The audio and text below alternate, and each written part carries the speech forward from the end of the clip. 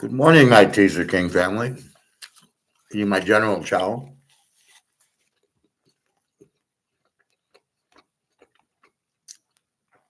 Hope everybody's well, enjoying their Sunday.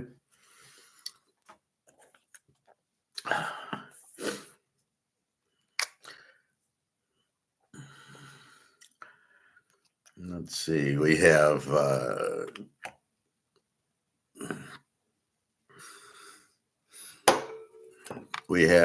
the silver squeeze trying to go on tomorrow. Let's explain that.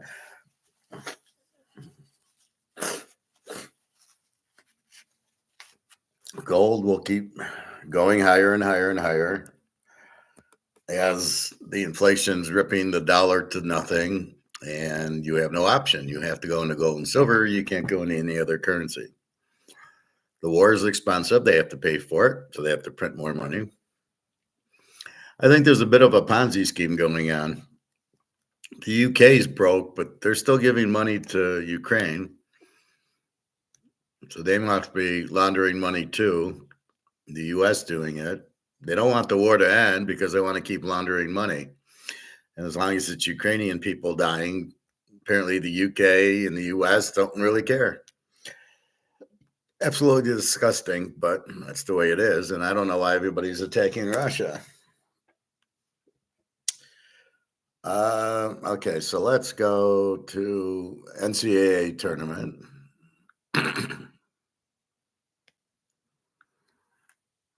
Well, first, is there any news in the NFL?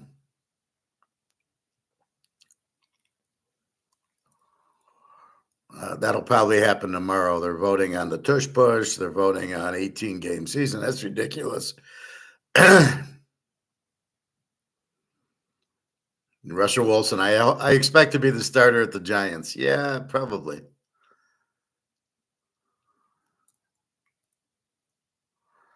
Kirk Cousins, he sucks. All right, so let's go to college basketball today.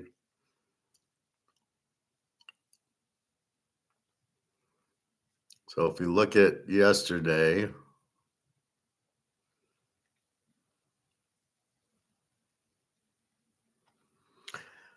so we played the over in the Florida Texas Tech game, and we got over 158, and it was 163. So that's a W. We then go over in the Alabama Duke game, over 174, and for some reason, Alabama doesn't score. 85-65. They play 150, which isn't a bad total, but we needed 174. So again, we go 1-1. It's ridiculous. And that shows you what matchups all about. Matchups are about, so you can't just look at the team or look at the player and say, this is what happened in game A, so this is going to happen in game B. Michigan's guard play was horrible. They weren't even college players.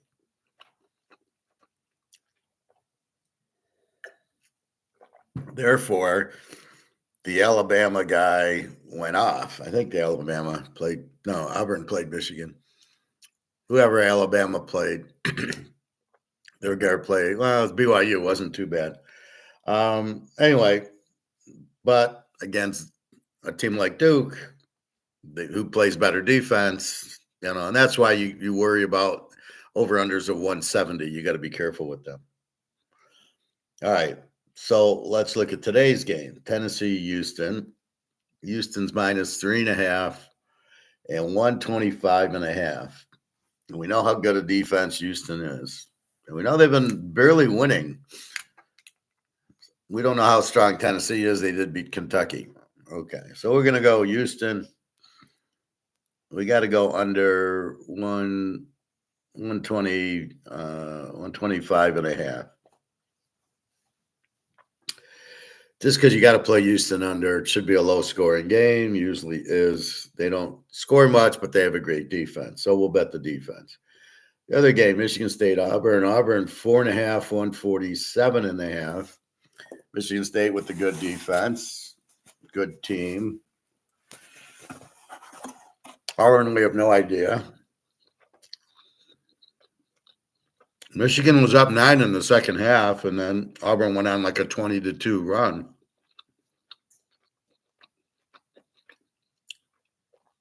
Against this defense, should be a little different. I think I'll go under here also with MSU. Under 147.5. So we're playing both of these games under today. Great defense in Houston. Michigan State, really, they just don't have much of an offense, and they do have a good defense.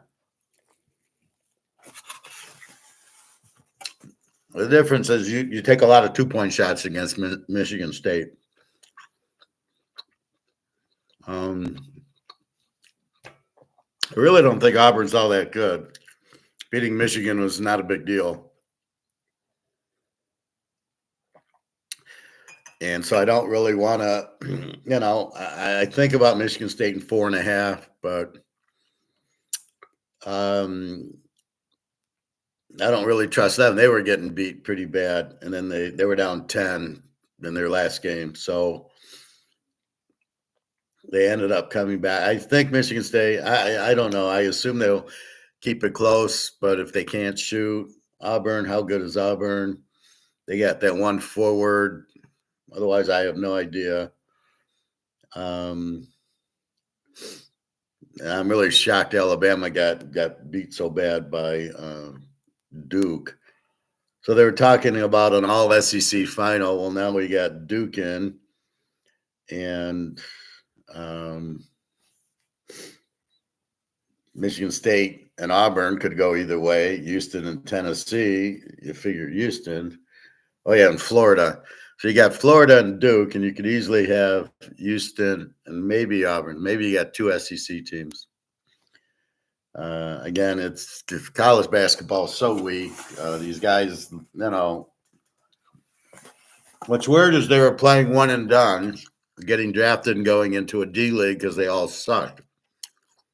Why the guys kept drafting these guys in the first round was a joke. Why the guys left after 1 year was an even bigger joke.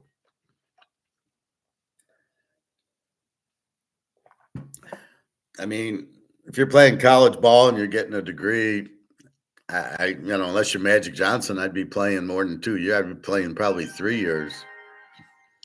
That's it. I mean, you don't leave to run in the pros so you can sit there and be a nobody. This way you can get your college education unless you're getting your degree in dominoes or something.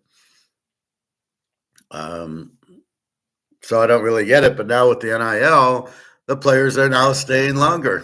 Now they're staying 3 years because they're getting paid. I don't understand this paying for college players. I think it's a big mistake. I don't understand it. I don't agree with it at all. I think it's absolutely ridiculous.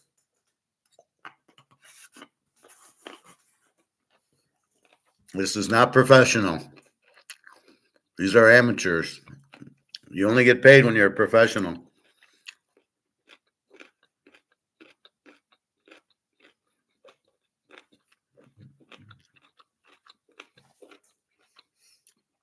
Excuse me. So I don't understand it. It's supposed to be like for jersey sales.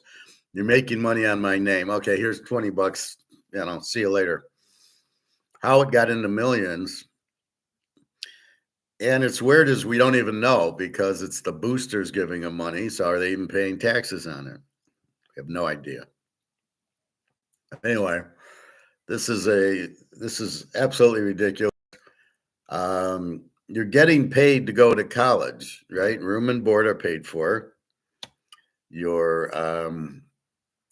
So you don't have to worry about food. You don't have to worry about classes and getting a degree. It's all free. Why do they need $1 million to play basketball?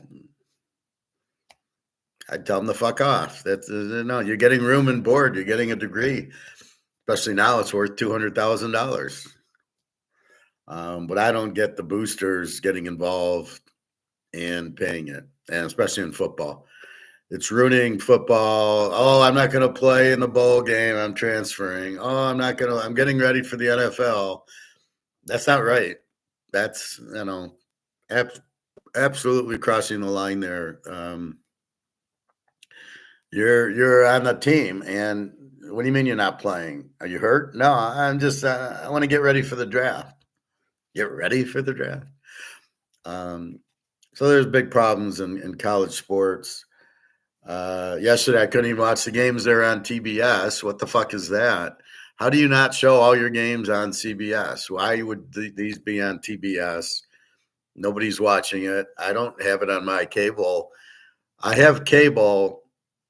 I have internet. I don't have cable. I have internet and Roku.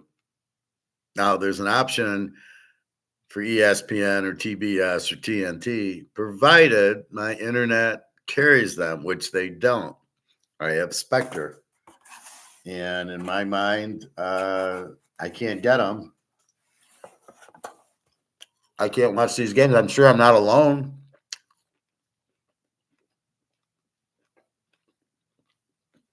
Excuse me. So, why do they continue to show these games on TBS or whatever?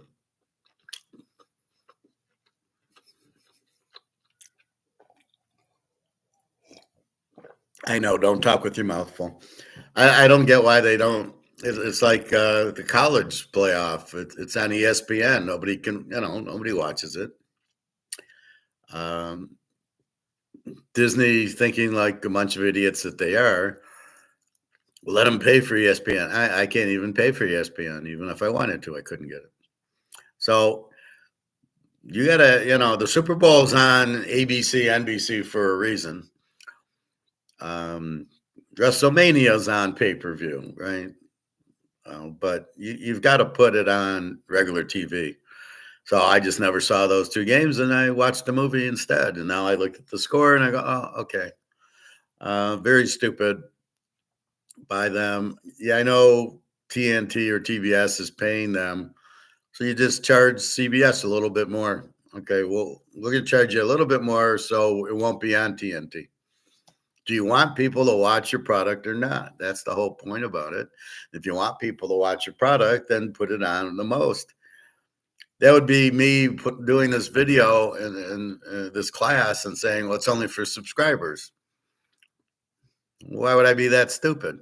I want anybody to learn this, so I put it to anybody. I don't put it to subscribers, but that's what they did yesterday. They said just TNT subscribers instead of CBS. Now today they're on CBS, so it makes no sense. I think next week's Final Four and that probably should be on CBS, and then they can promote the Masters, which I'm struggling to watch golf because the players are so shitty. There's no Jack Nicklaus and Arnold Palmer.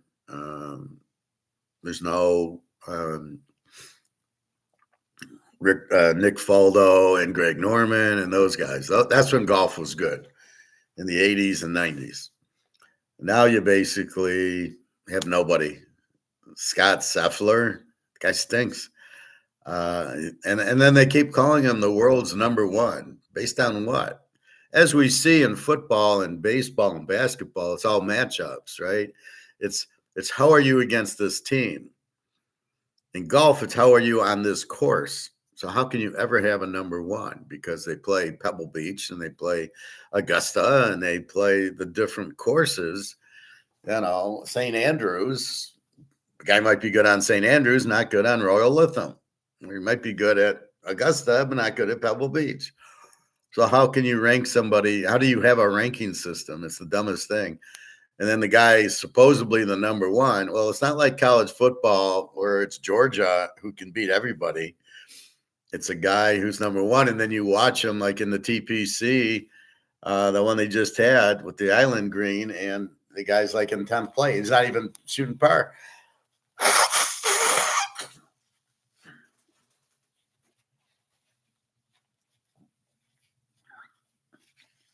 So how the hell can he be the number one ranked player? He's not even shooting par. He's not in first place.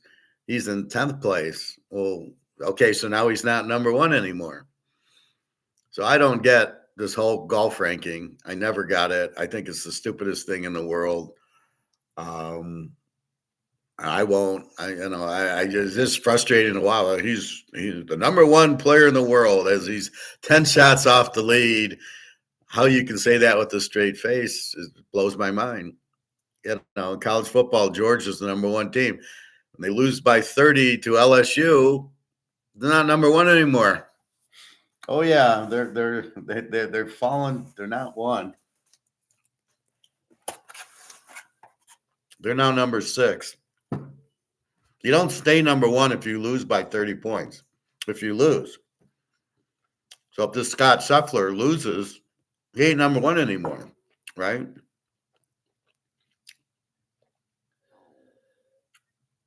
But their formula is so fucked up that he won 2 years ago. He won a U.S. Open or whatever the guy won. Who knows? I don't even follow him. I think he stinks.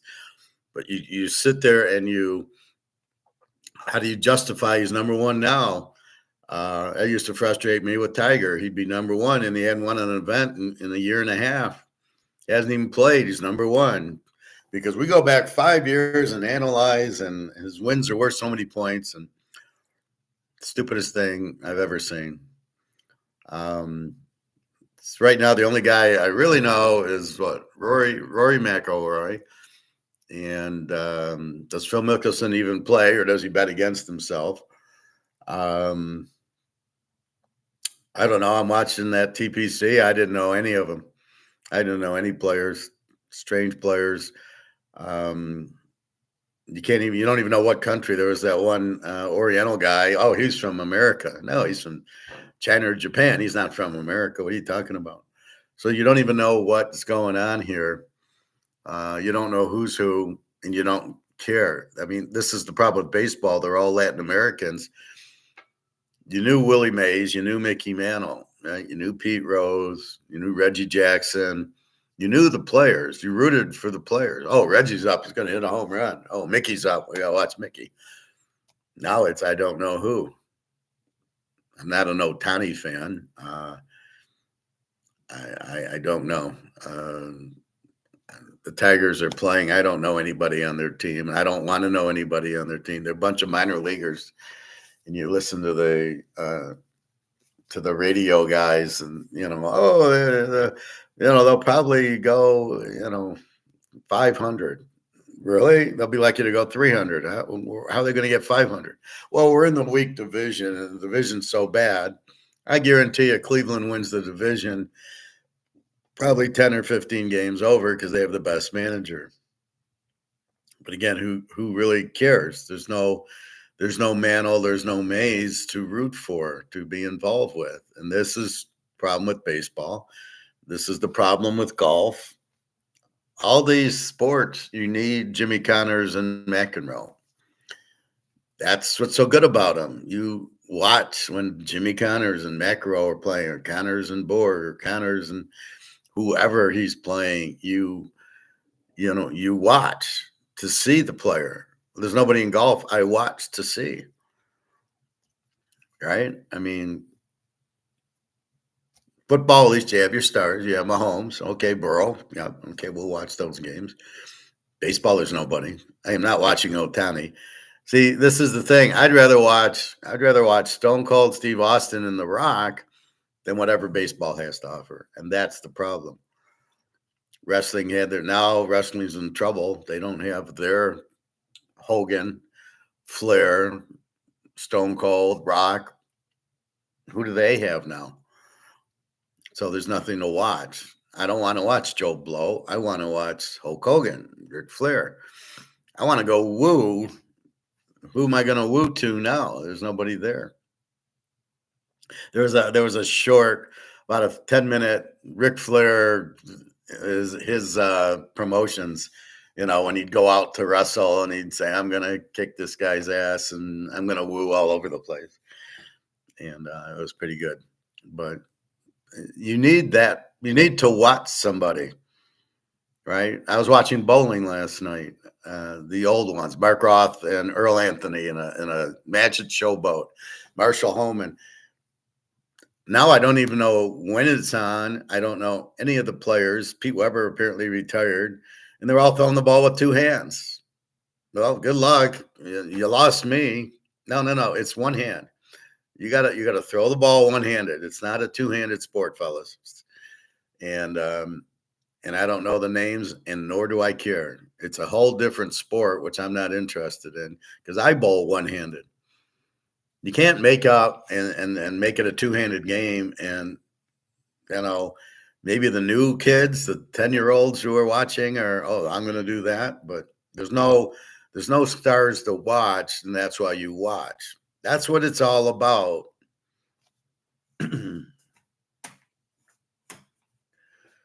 It's about marketing. It's about watching the star play. It's about non-substitutable. Here's the market, right? Drew Brees, Tom Brady. This is what it's about, right? A Greg Maddox, okay? That's what it's about. That's why you watch. That's the whole point. You got a star. And it's just there's nobody in baseball, there's nobody in basketball, and there's nobody there isn't football, there's Mahomes.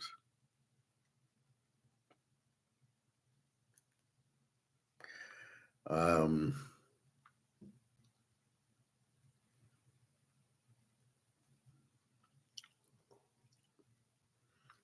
I didn't send Daria my picture. Sorry about that. I need one of these cases because my phone always gets dirty.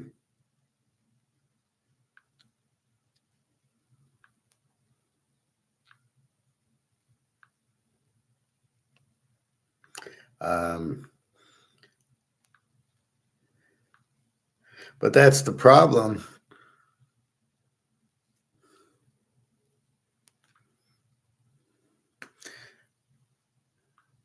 Like, I don't know any player on these teams, right? On any of the teams. I know Michigan State. I live here. I don't know any players. Auburn, I watched the game. They got one guy that I don't even have a clue. And I couldn't name one player on Houston and Tennessee before I could. And that's the problem. So, why do I watch sports? I watch it to see the stars in anything bowling, golf, Jack Nicklaus, Raymond Floyd, Tom Watson, Hale Irwin. I can't name anybody now. Scott Scheffler is not in their league.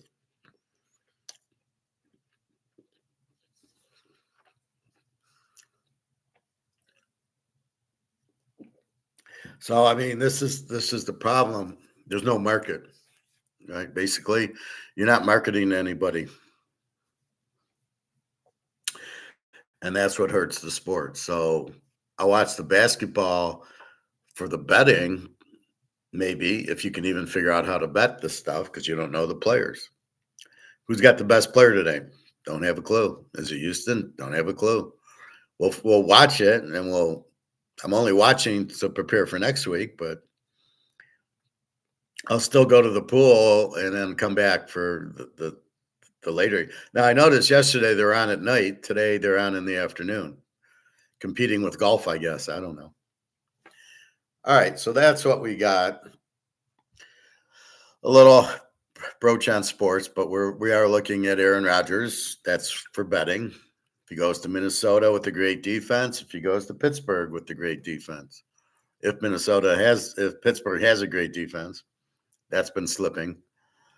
Their offensive coordinator's terrible, Pittsburgh's. I don't understand why the guy sucks. Why do you keep him? I don't get it. And then all the coordinators moving around. I don't, that's it's like these people have an attention span of 5 minutes.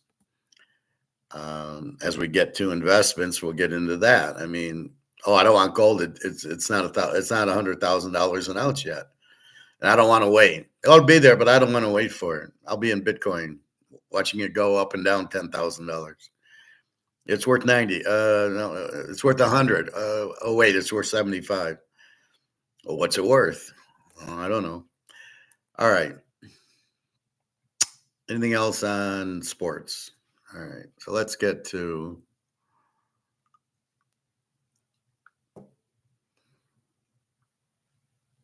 now. I showed you this short squeeze the other day. Let's review it.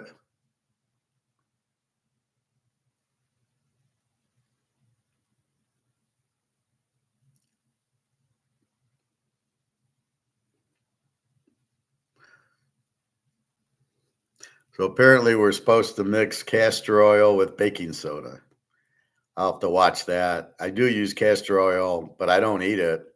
Castor oil you really don't eat. You just like I have a little bump on my so I do it on there. It really hasn't worked. My hair, it has grown it, but it comes in gray, so you can't see it much. But it's much fuller up there. My hair is definitely thicker and fuller.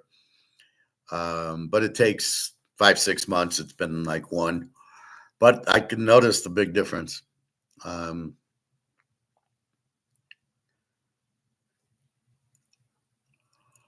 let's see. I like the sound of this one. Prepare to be stupid. Pretend to be stupid. I love this. So you play dumb. Like if somebody's talking about gold, I might just sit there and not intervene in the conversation, pretending I don't know what he's talking about. That could be so. Then you hear what these people talk about, and you go, "The war in Ukraine, it's crazy."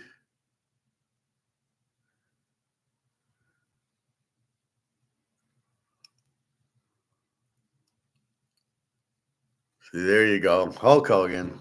See, that's what makes it all right. All right, so let's go to. We want to go back to the woman calling for the silver squeeze. Last chance to buy silver to 50, then the 300. Last chance to buy silver. Oh, is it really the last chance? Somehow I don't buy that because Comex is still running it. Mark this date, $5,000 gold price soon, but he never gives a date. Silver holders will become millionaires. See, they're just trying to take credit.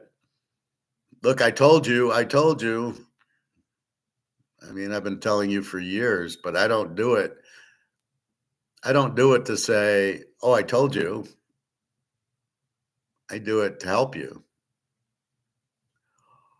Where's this girl at?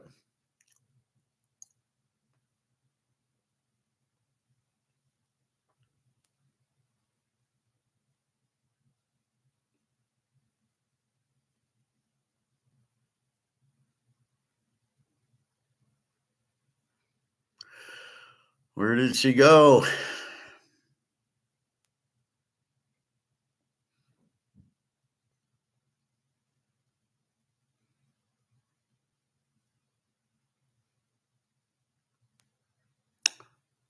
Hold on. So they're doing a big silver squeeze tomorrow, which won't work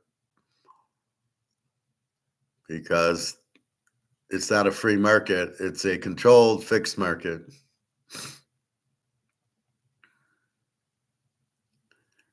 Oh, surely I liked it.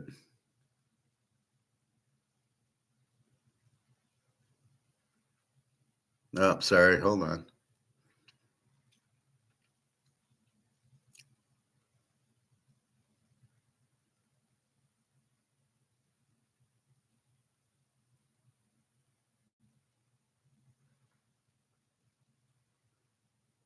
Hmm.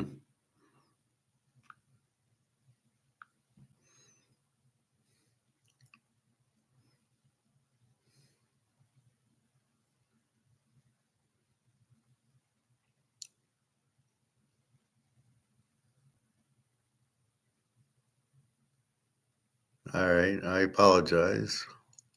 I thought I liked it, so I'm in my like thing.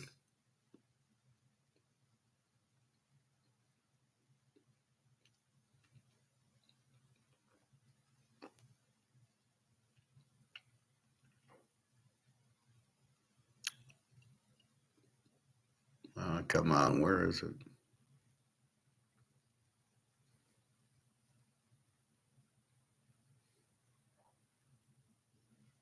Here it is. Okay.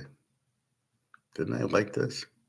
Coin collectors, why you should use Whatnot for sourcing new finds. I was looking through some live auctions on Whatnot. We don't care. Banks, JP Morgan included, have been fined for There's a growing movement online, once again, urging people to buy physical silver on a specific day in an attempt to trigger a silver squeeze and ideally break the apparent stranglehold that bullion banks and Wall Street have on the silver price. The date is March 31st. The goal? Stack silver, spark a buying frenzy, and send the price flying. Again.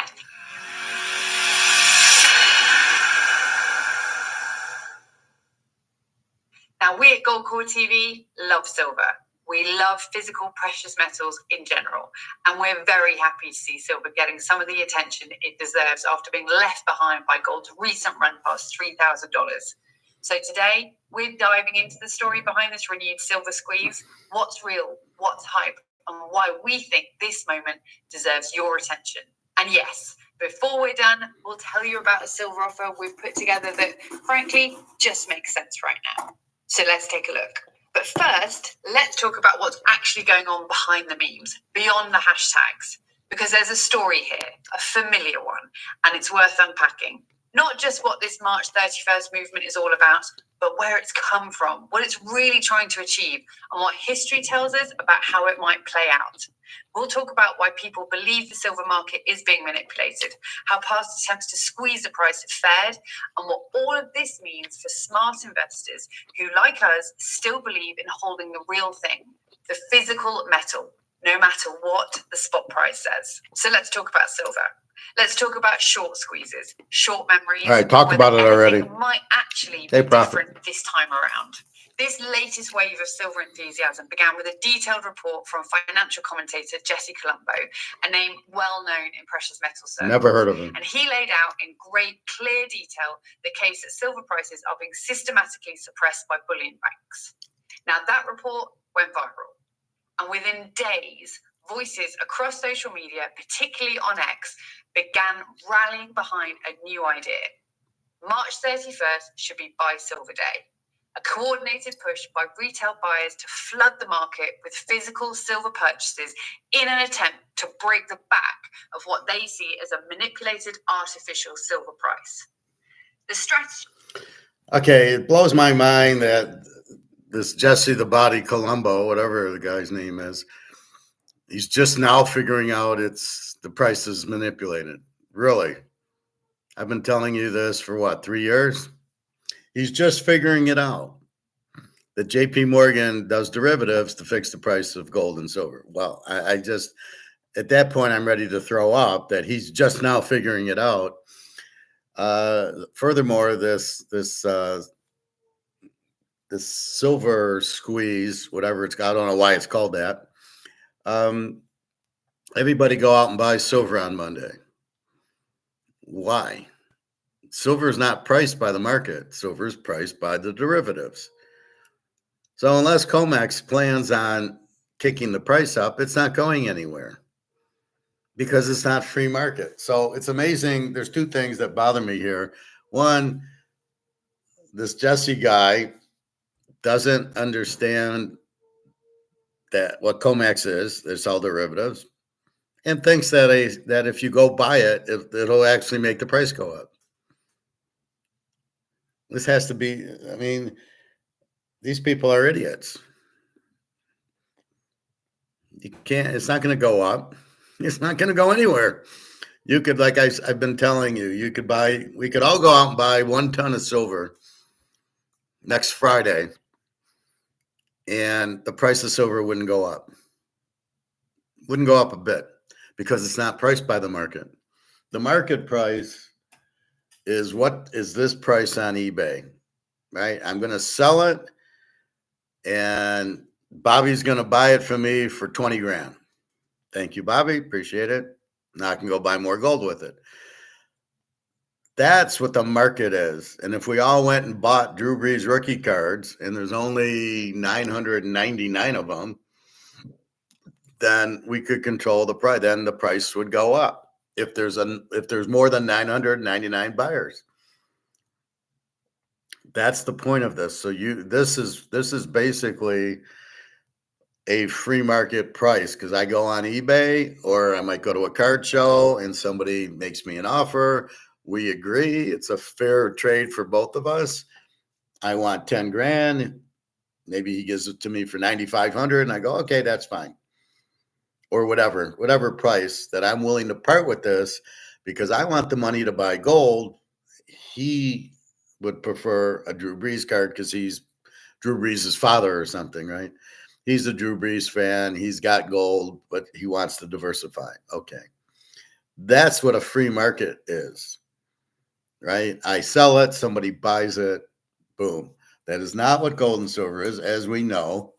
So this will never work. This silver squeeze. I don't. Why do they call it squeeze?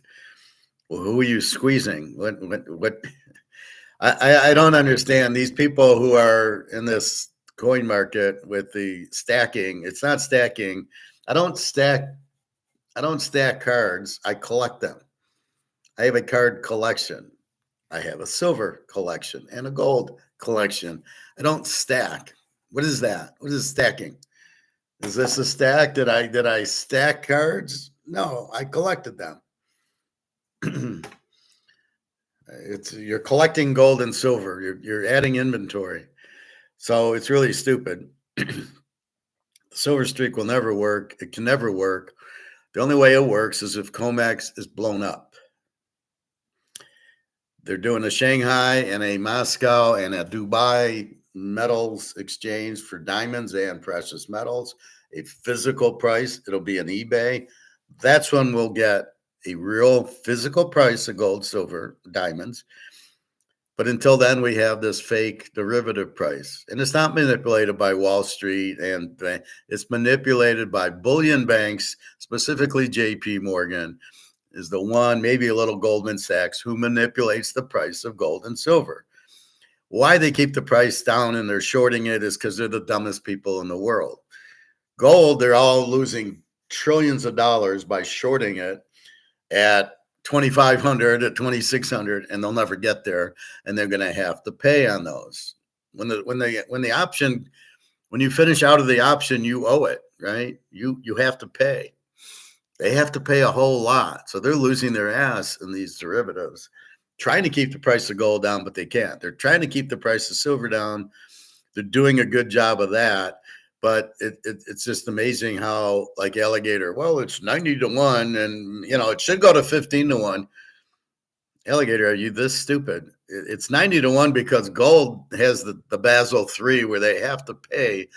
When you stand for delivery, they have to deliver the gold, but not in silver. They don't have to deliver the silver. Therefore, the price isn't going through the roof. Plus, everybody in BRICS is buying gold to get out of the dollar, not necessarily silver.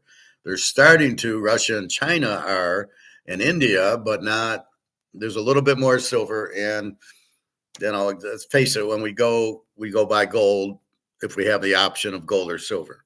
And again, we don't give a fuck what country it is. We're buying an ounce of gold. We're buying an ounce of silver.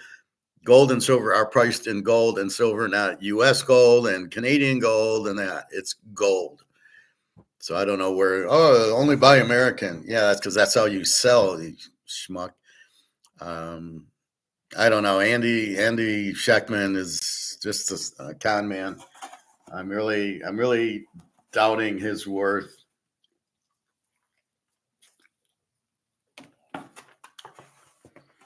He says some things, and then he's this other bullshit about only buying American. What is that?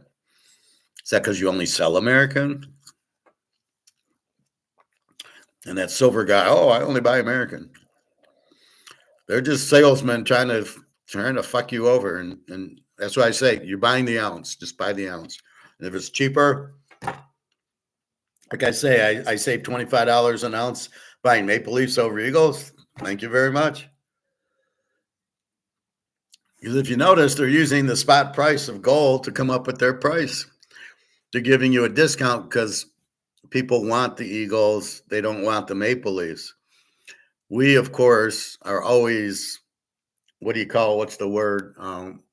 We're in our own little world, and we go, I'm buying an ounce of gold. I don't give a shit if it's got a maple leaf on it, a cougar inn on it, a philharmonic on it, or an eagle on it.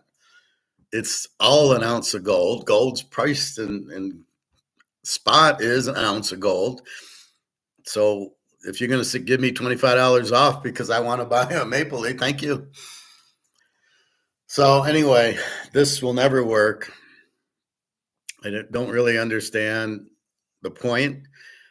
It shows you how stupid people are, that they're just blindly following this Jesse Ventura guy, who, if only it was really Jesse. If it was really Jesse, I might do it, but not for this guy.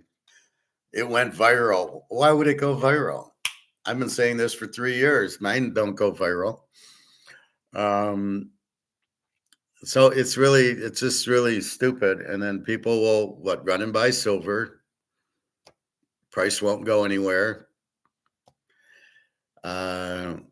It won't run up. It doesn't matter how many people buy it. It will not affect the price of silver. Oh my God. It's just amazing how stupid people are and how people will listen to anybody and do it. Okay, let's like the sheep jumping off the cliff. That's what most people are, sheep. They don't understand. And if somebody tells them to jump, they jump. Buy silver, it'll raise the price. So everybody gets greedy going, oh, really? Oh, I can buy it at $36 an ounce and it's going to go to $1,000 because I bought it. It doesn't work that way. That's not the pricing mechanism. So don't be surprised when silver doesn't move tomorrow. If anything, I would wait till Tuesday or Wednesday to buy because I want to buy it cheaper.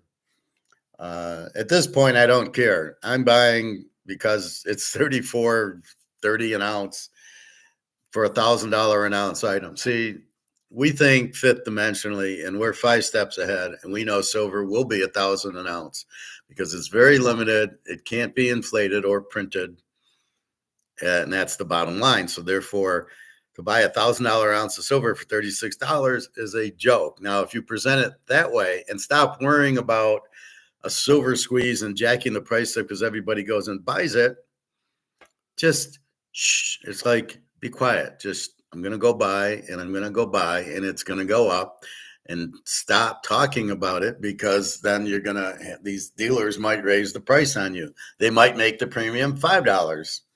Right now it's $2. I can go buy the bullion, not the actual dollar, but the bullion, the buffalo on it, for $2 over spot. So shut the fuck up. Let me keep buying, and you keep buying at $2 over spot. Or like Luke buys that whole box where there's 500 ounces in it. Luke's got it right. Just wait, Luke. Now it's gone from 20. Now it's 34. And we're at the real big number, 35. And when we hit 35, it goes to 50. How do we get there? We got to wait till July 1st when Basel III comes in, and they have to start shipping the deliveries. Then they'll stop doing the derivatives, the shorts, right? Right now, they want to keep the price down. I don't know why. And it ain't for solar panels. It's got nothing to do about that. So they're trying to keep the price down because they want to keep the dollar strong because they know the dollar's inflated and worthless. But if gold and silver go up to the roof, now I don't know. I mean, Bitcoin's at 80,000 or so, whatever, hasn't affected the dollar. Anybody that's smart knows the dollar's worthless. And that's really the bottom line. So therefore, gold and silver have to be worth 10 times what they're worth now. But because it's manipulated, they're not. No, we know that. But we can't control the manipulation. We can only buy cheap.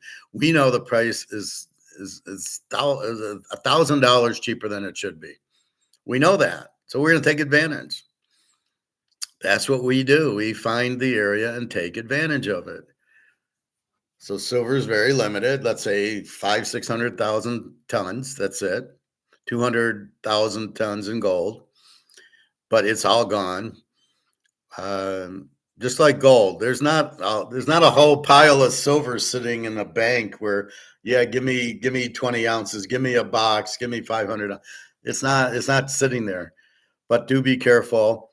on eBay. If it's supposed to be $40 and it's 20, just run to the exits. It's some guy from China counterfeiting it. It's mostly guys from China counterfeiting it. And that'll get us to our next topic in a minute, is China going broke. Another everybody's leaving, and all the banks are collapsing, and factories are moving to Vietnam, as I've said. So just be careful. Really, I'd have a hard time buying on eBay gold and silver. I mean, unless it's an eagle and it's the normal price, what you're expecting. So on eBay, you see 3,200. Oh, let's go to eBay. All right, so we're done with her. The silver screen will not work. She's wasting her time with it, and I don't want to waste your time anymore. I think we understand. All right, let's.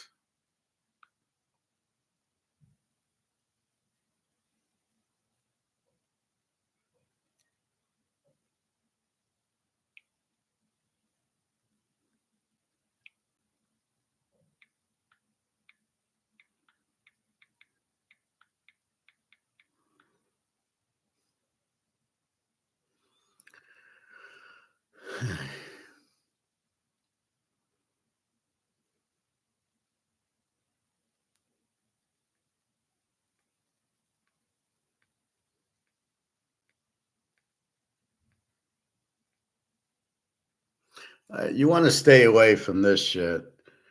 2025 Australian, 200 lunar year of the snake. Oh, this is a 2-ouncer. I was going to say for $8,000, stay away, but it's 2 ounces. So that's 3,500. That's okay. Here's some guy wants to sell 10. So he's selling them for 3,000 a piece. Now, what's he going to do? Here's my question. What are you going to do with the 33,000 if you get it? Now you got dollars. Now what?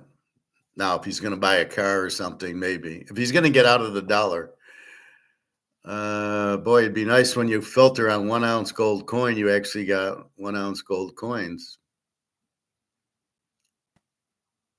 All right, stay away from this shit. $50 gold buffalo, first day of issue. Who gives a shit? 1 ounce, 4,200. Why do I want to pay 4,200 when the real price, if I can find a 1 ounce,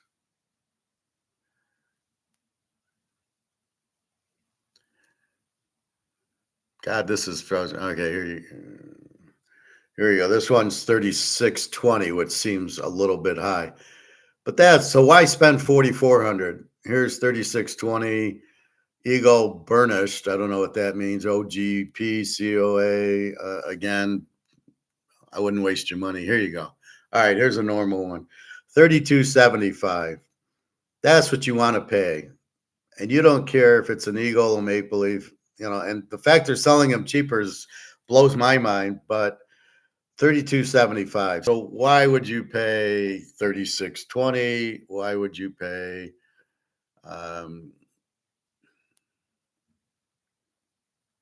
no 3,700? But the point I'm making is, if this is 32.75, that's what you're expecting to pay. Maybe you can get it. Let's do a Maple Leaf here.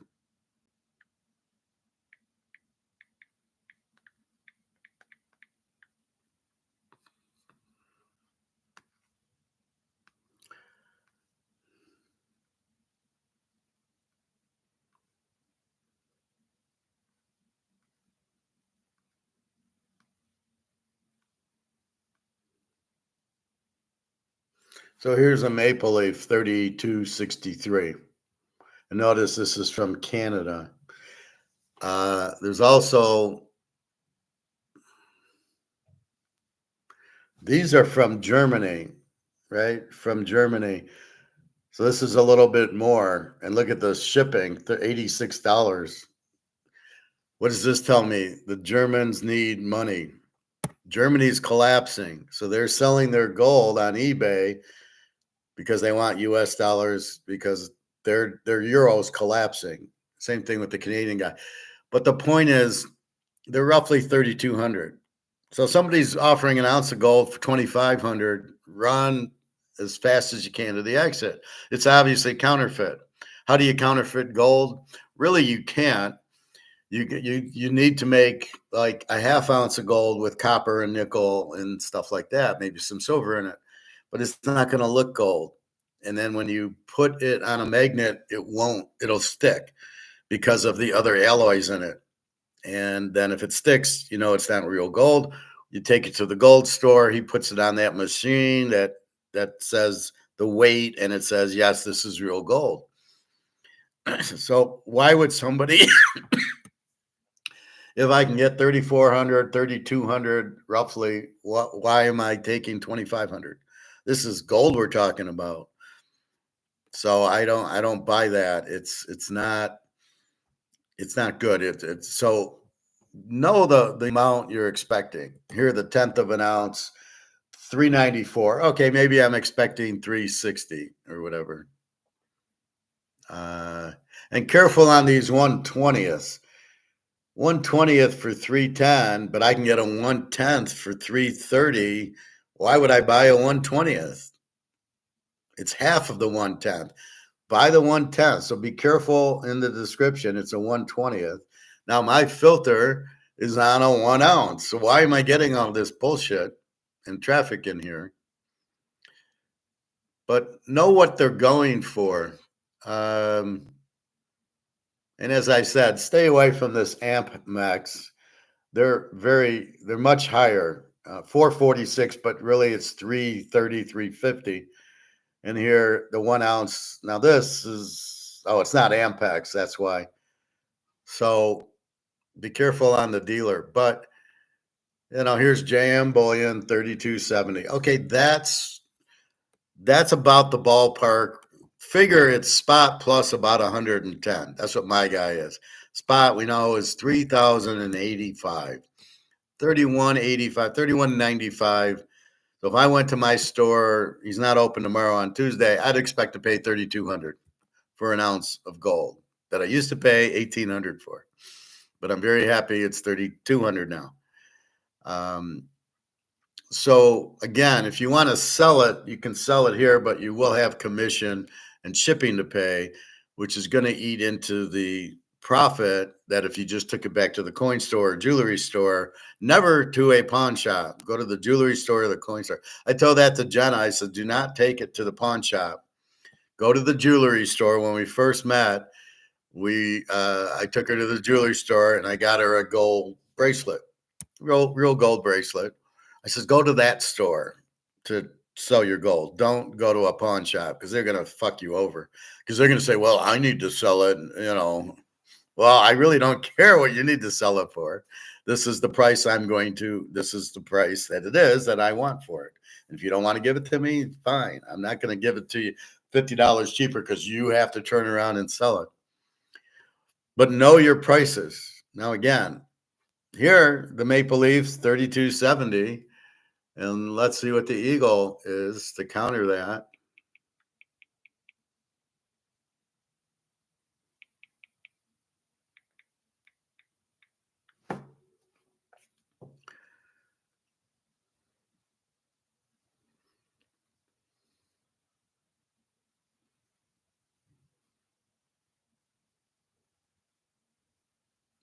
Here's 3275. So here the Eagle and the Maple Leaf are about the same price. So if I can buy it from the store for $25 cheaper, I'm fine with it. So why is this and the Maple Leaf the same price, but these idiots are telling us only buy Eagles? Is that because you only sell Eagles because you get a better profit on them? Probably, because you got to give a $25 discount or a $40 discount on the Cougarans and Maple Leafs. So you don't want to sell those. You only want to sell Eagles because you don't have to give a discount. But here it's the same price because it's an ounce of gold, not a specific country. So keep that in mind. So be very careful. try to go to a store that you can trust near you, so you don't have to pay shipping. And in Michigan, I don't pay tax. So if you pay tax, I'll give you my guy's number, and he won't charge you tax. Well, I don't know if he will. I don't think so. When I was in Alabama, he didn't charge me tax, and I don't know if there was tax in Alabama. All I had to pay was shipping. And if you have a lot like Profit, when he gets his bars in, it would behoove him to go to my guy's store where you wouldn't have taxes, you wouldn't have anything. You'd be far better off going to the store and selling it. eBay, you're going to have the commission, and then you're going to have to pay shipping. Here, you just give it to the guy and you're done.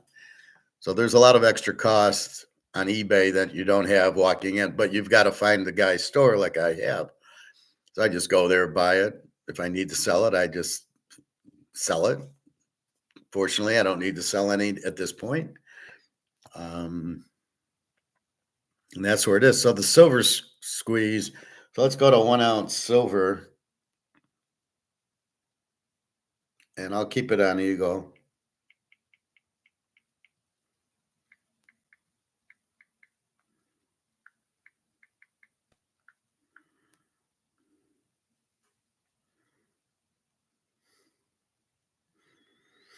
Again, ignore this shit. 115, 75, 65. Ignore that. Unless it's a Highland Mint Michael Jordan, then you're paying for the Jordan. Then don't ignore it.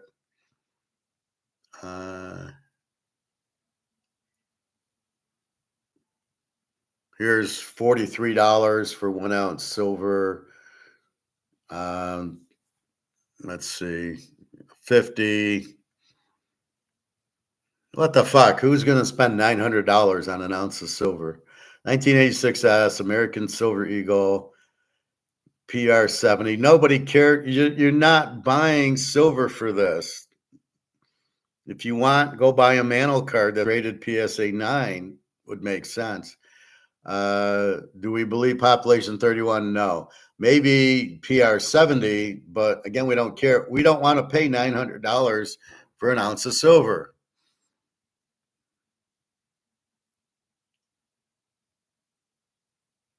All right, here's more like it, $38. That's what I want to buy. 1 ounce silver. They got all this, graded stuff. We don't spend 99. Don't spend 59. Don't spend 414. What, oh my God.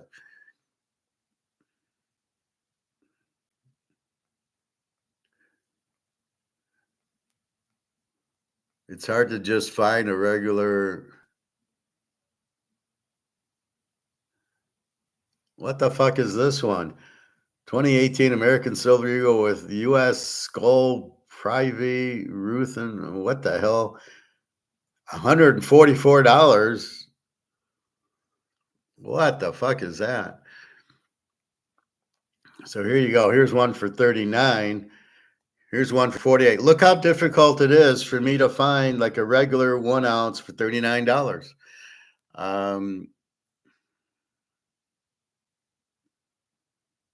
Here's a proof for $83.50. I wouldn't buy it because we're not collecting them because it's a proof. We're not paying $99 because it's a uncirculated tone rare fine. Yeah, sure it is. Again, I got oceanfront property. Look at this. I got to go 3 pages till I just find the normal 1 ounce silver that's not graded. And even then I can't. Here's one, and it's $89. Why?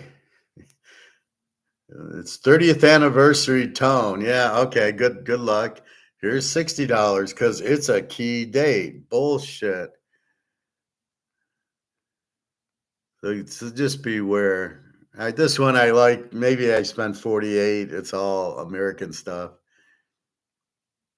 Why is this $50?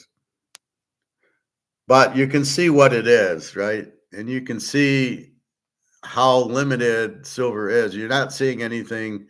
Here's one, $47.55. And look, he's charging you $5.75 for delivery. U.S. Mint issue 1 ounce silver. It's uncirculated, but that's impossible. So don't fall for that. So look at, I'm 4 pages deep before I can really find. All right, here, 47.55. So this tells you the real value of silver is much higher than you think it is. That's why the spot doesn't work, right?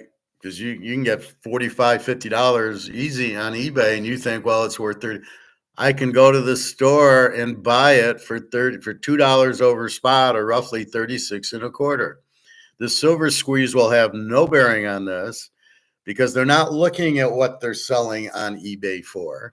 They're simply looking at what is JP Morgan marking his options at. Oh, JP Morgan's options are $34. Oh, well, that's the price because JP Morgan ran an option at 34 and he shorted it. And that turns out to be the price no matter what you do with buying 5 tons. We could all buy 5 tons of silver tomorrow, the whole country, and the price would still be 34 and a quarter because it's not based on the free market, but on what JP Morgan wants it to be. This is the problem with communism when they try to price fix things. The government sets the price, but look what the market's saying. It's much higher. You can everybody and their mother's coming out with these graded coins that are worth much more than it is. Right now, I'd say it's about $39, $40, but I'd buy bullion. I wouldn't even buy that. Let's see if we get a bullion here.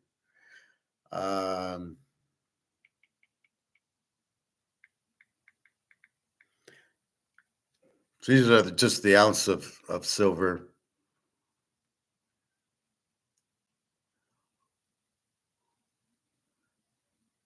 Here's a Canadian one for you, Prophet, $100. Rare silver, wolf color eyes. Yeah. It's still an ounce of silver. Don't be fooled.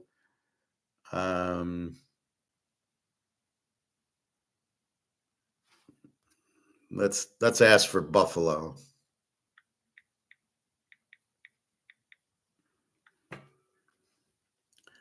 Here you go, $43 for, and this is a bullion. This is not the actual dollar. The eagle's the dollar, where it says it's worth $1, which nobody cares because silver's worth $35.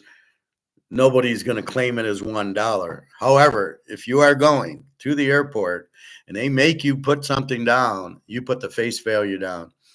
So if silver is now $500 an ounce and you're at the airport and they make you do it and the coins say $1, you put down $500.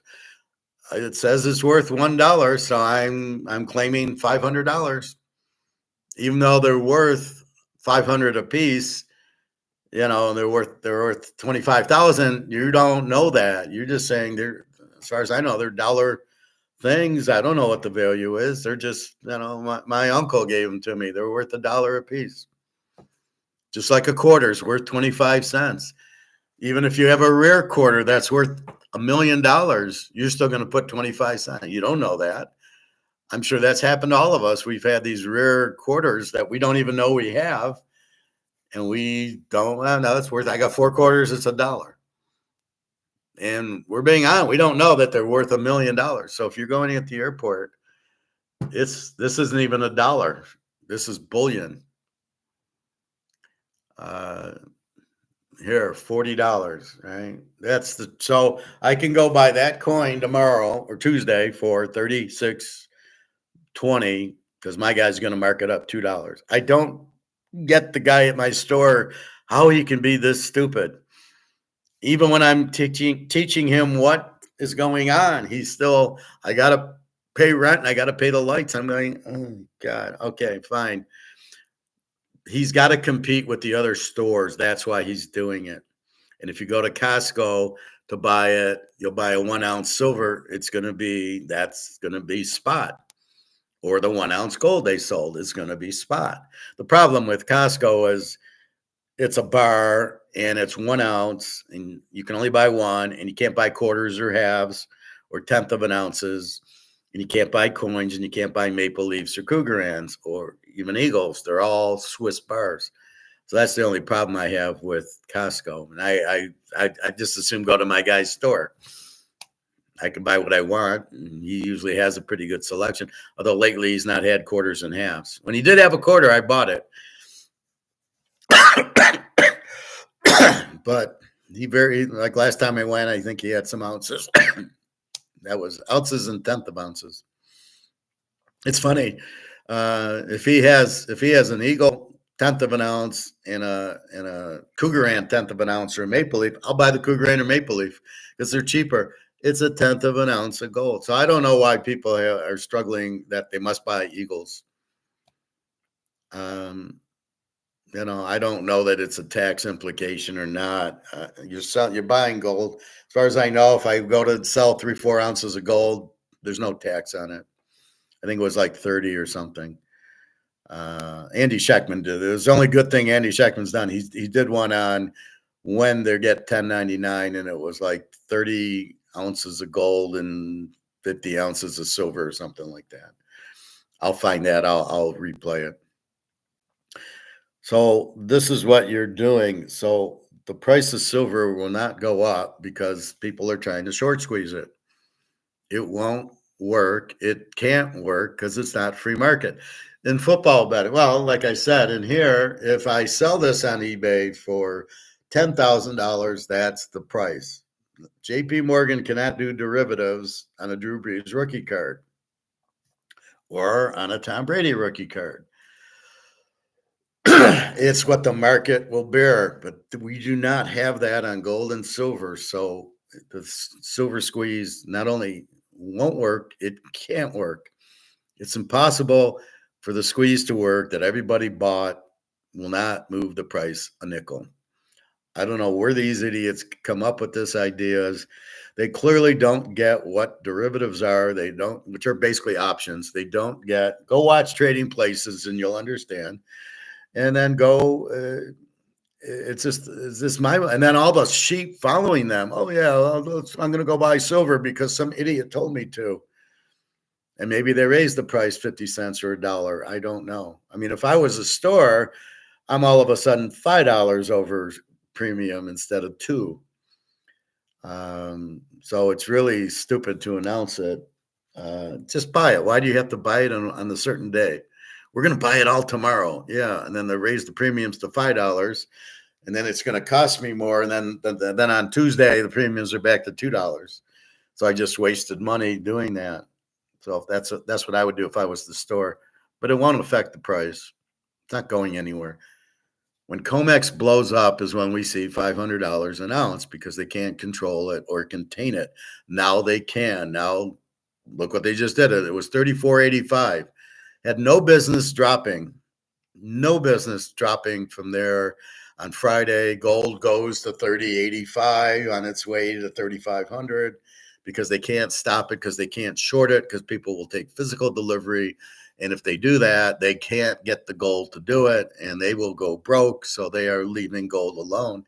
Silver, they're trying to block it because the old derivatives at $20, $25, $26 an ounce are all going to explode when the silver price goes up. So they're doing all they can to keep the price down.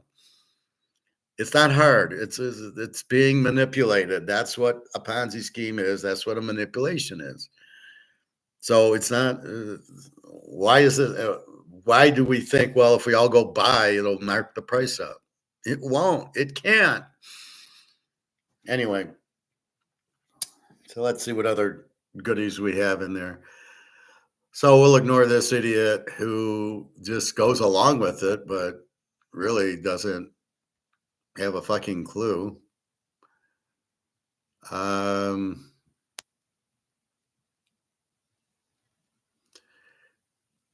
Here's the Shanghai housing what prices. You see behind me looks like a traditional shingle. So we're going into China in right fact, now. It's this panel right here. Over the past 30 years, the CCP has woven a real estate Ponzi scheme that has led the Chinese to believe that home prices will never fall. However, as China's economy continues to deteriorate, the once booming real estate market is now in a state of mourning, and people who once rushed to buy houses are now facing the dilemma of having to sell their homes to stop the bleeding.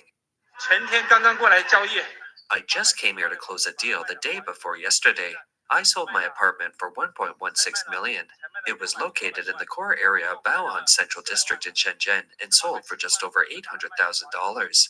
I lost a total of 553,000.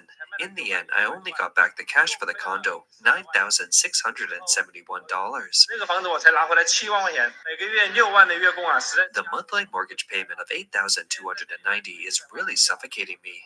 I came here today and prepared to lose over $1 million because I opened my eyes in the morning each day, realizing I can't make more than $276 for the day.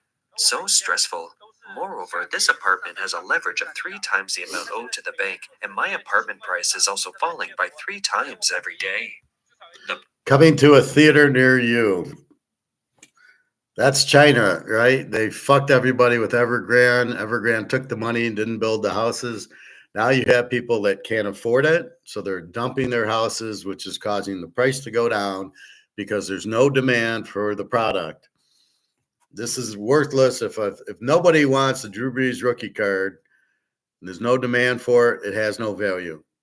That's the fact, Jack. It will not sell if there's no buyers.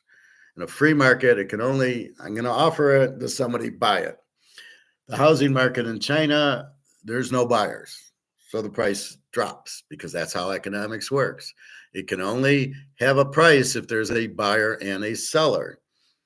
Unlike gold and silver, which are based on derivatives, everything else in the real world is based on having a buyer and a seller, and there's no buyers. So the price keeps dropping so what it's saying is the market for houses, here's this guy's house, $1 million. Now, $1 million, the yuan is 7 to 1. So 700,000 yuan is 100,000 US dollars, just to put it in perspective. So he's talking about $200,000. The market's here. This is what people can afford. And this guy's got $1 million house. But the market's down here. And so boom, boom, boom. And this is coming to a theater near you here in the US. People the values of their houses are going to drop until we get to the market. But people can't afford it. As people get laid off, because we're in a depression, because of these tariffs aren't going to help. And the fact that the jobs are all government jobs. I mean, it's ridiculous. It's funny. People ask me, well, why haven't you worked for a while? And I go, well, it's called the depression we're in.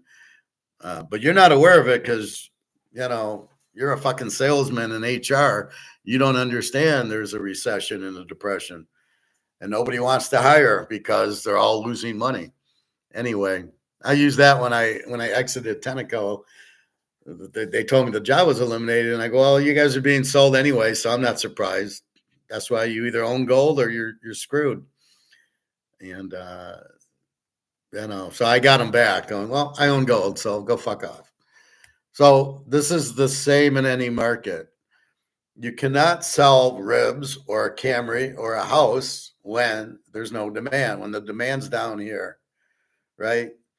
When the pricing, I'll pay, 25 for a Camry. I'll pay 30 for ribs. But if you're over that price, there's nobody home.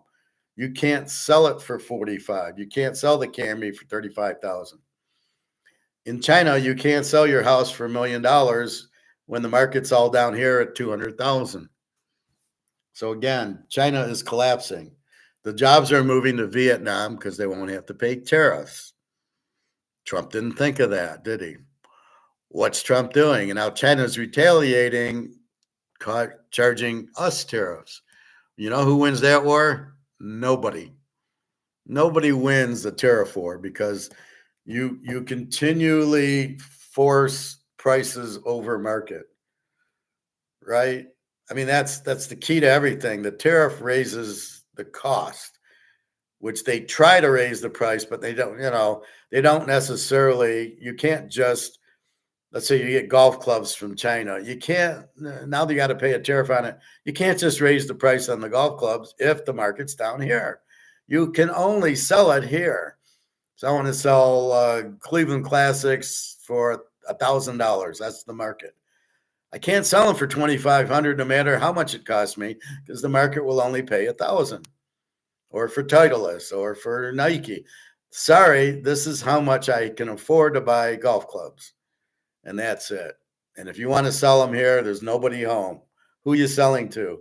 Oh, yeah, shit, the market's down here. I got to come all the way. My hand's getting confused. I got to come all the way down to the market to sell. If I want to sell this card, and I want to sell it for 30,000 because it's a Brady rookie when there's only 762 of them, is there anybody home? And that's why you look at eBay and you go, what did the one sell for in eBay?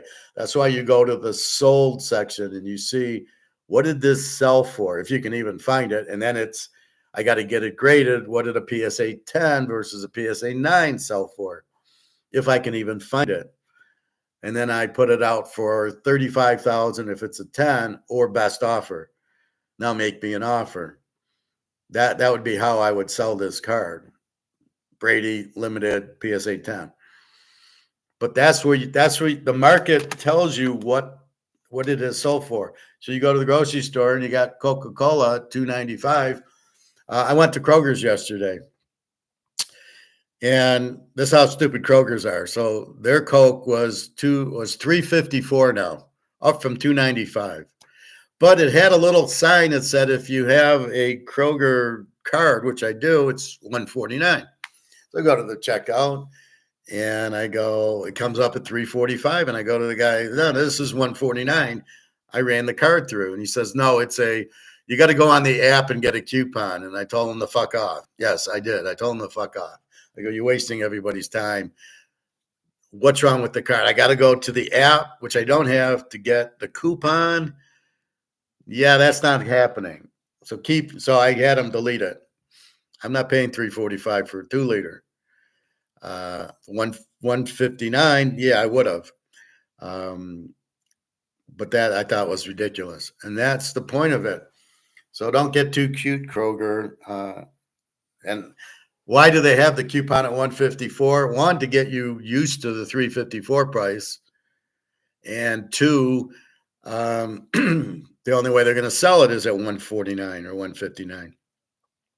So again, I laid into the guy, said, stop fucking around, stop wasting everybody's time here. What are you doing?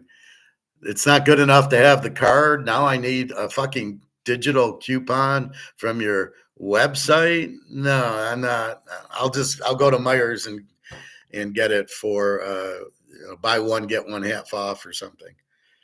I mean, $2.95 I'm not paying, but $3.45 I'm certainly not paying.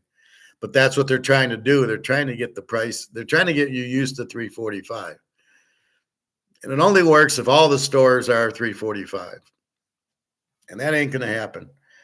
And I just go buy another brand. I'll buy 7-Up or Faygo for $1.50. I don't give a shit. Pop's pop. I don't need. The only thing is I don't want the caffeine. I don't want the sugar. So I mean that's how they try to get you into it, by showing $3.45, but really $1.54.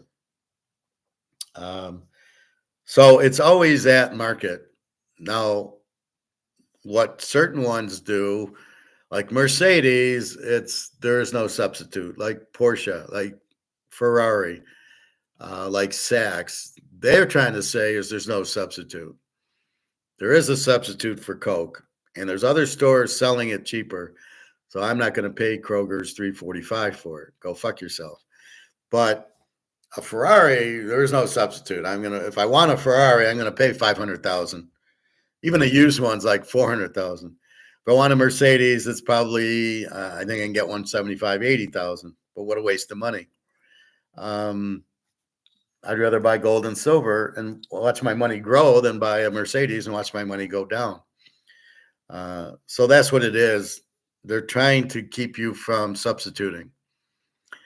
And a lot of people are idiots and just go for that and go, yeah, I'll buy it from Saks Fifth Avenue.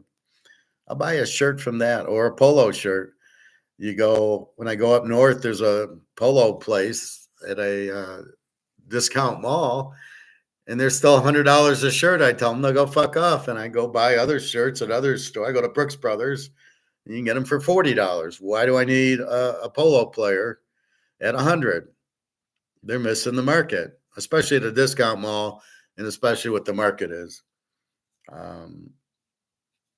Anyway, it's always about, you're in business, it's always about finding what this is. So you're trying to sell something, you've got to be here. You just because tariffs, just because inflation and it's your costs go up does not mean this is going up. And who's your customer? Your customer's down here. You cannot sell it here. You cannot change the price to $3.45 with a coupon 145 to get people used to $3.45. We're not used to $2.95 for a Coke. We're not used to $6 Oreos or $6 Cheerios. Fortunately, I don't eat that crap anymore because I get away from carbs. But you can't force the market to accept a higher price, especially if the market's losing their jobs or the dollar's worth less. So it takes more dollars to buy things. That's inflation. So you can that's why you can't just raise prices. You can try, but the market's going to go and say, yeah, I'm going to take this brand. I'm going to take that brand. I'm going to shop over here. I won't go to Kroger's. I'll go to Meijer's or I'll go to Walmart's to get my stuff. That's how you shop. You go substitute.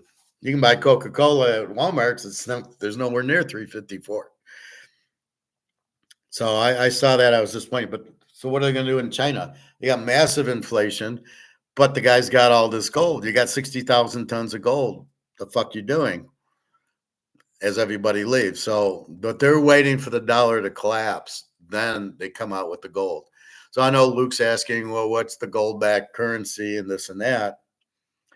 And Luke, I hope you had a safe flight. Then you're okay and enjoy France. I know you're working there, but enjoy. But that's the thing. You just I lost my train of thought with that. Again, they can't raise the market on you. You control the market. So Luke sells tennis rackets. You can't just sell them for 300 now to 500. The market is going to be at 300. So you can't get people to pay more. That's why when the inflation hits and your money's worth less, you can't always raise prices. And that's why I argue when people say, oh, they'll just raise prices because their costs went up. There's tariffs. They'll just raise prices. No, they won't, because if there's nobody on the other end to buy it, you cannot raise your price. That's why businesses go out of business, because I can't, it's now costing me $50 to make this, and I can only sell it for 35. I got to quit making it. I'm not going to sell it at a loss. So I'm fucked. I can't do it. I got to sell it for 75 to make my profit. Nobody buys it. Say goodbye. I can lay off people for a little bit, and then I'm just going out of business. And that's what happens. So you end up going out of business. What hurts the banks are when the banks lend the money to the farmers, and then nobody will buy their wheat or corn. Then they're fucked, because sorry, bank, I can't pay you. Nobody, the cost that I needed to charge for wheat and corn was too expensive for the buyers. And I'm selling it to Europe and Asia and, in America, and nobody can afford it because the inflation. They don't have the money at what I need to charge. So I got to go out of business. And by the way, I can't pay the banks back because, sorry, I don't have the money. What happens to the banks? They go out of business. So it's a whole domino effect. Then there's all these layoffs, people not working, and it's called the Great Depression, which happened in the 30s, because fucking Keynes gets involved with FDR, and the two idiots put us in a depression for 15 years because they think it's government spending. I don't know what they were thinking with gold. What did they do with it? They put it in Fort Knox, and then what happened? The dollar was still worthless. So, and then they think that the war saved them because they then made parts. What saved them was the gold from England, where England needed tanks and planes and things like that made, and to make them, they had to pay us in gold. And since gold never loses its value, that's how we got out of the Depression 15 years later, because the government bullshit doesn't work. The government can't build roads to get you out of a depression. Stupid thing. All right. So that's China.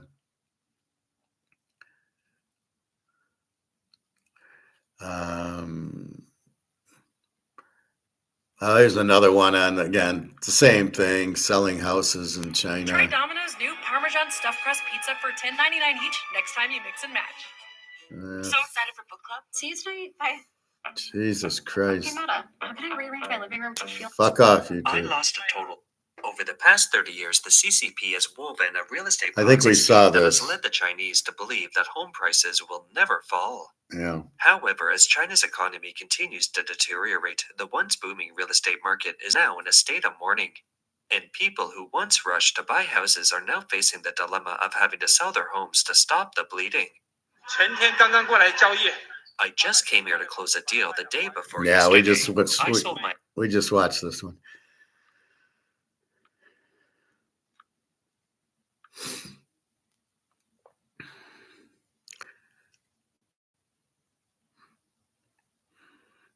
Now here's Alligator. Last chance to buy silver. I don't know what he's talking about. We can watch a couple minutes of this.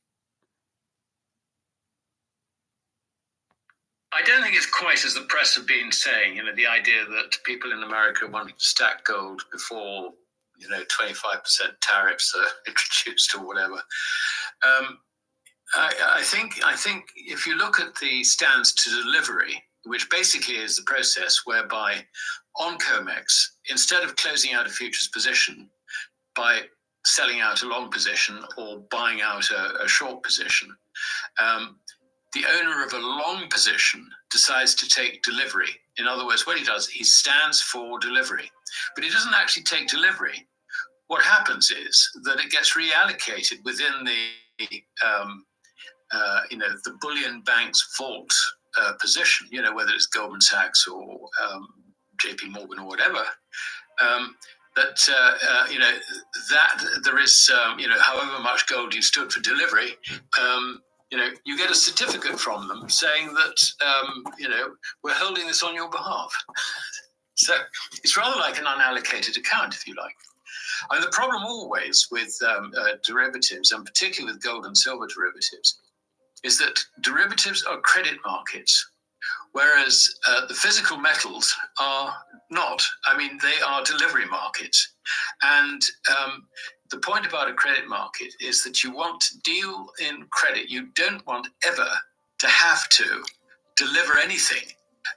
Over the last 4 years, when I started collecting these statistics, the stands for delivery on COMEX have amounted to over 2,100 tons. In fact, including this year, the pace has accelerated since January the 1st, to the point where the stands for delivery this year, if it continues at this pace, will be over 2,000 tons this year alone. So you can see that this is becoming a problem.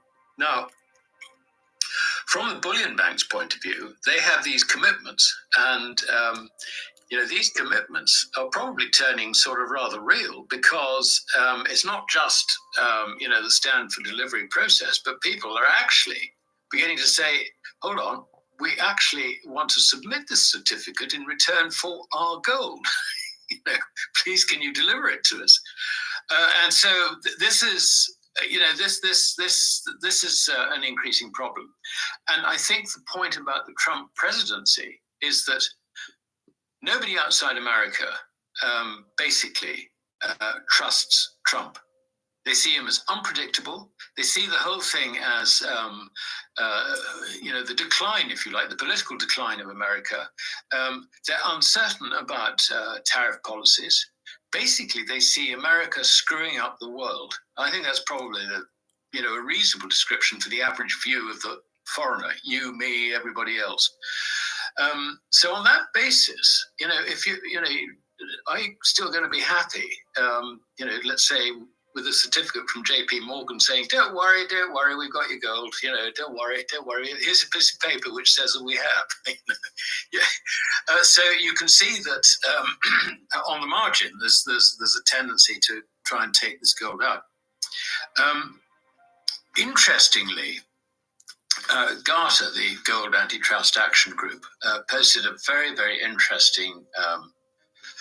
It was actually on X, Twitter, by a guy who used to work for Sprott, one of the dealers there, and he recounted. All right, we've heard this story every fucking time he's on. First of all, when China and Russia stand for delivery, they want their gold.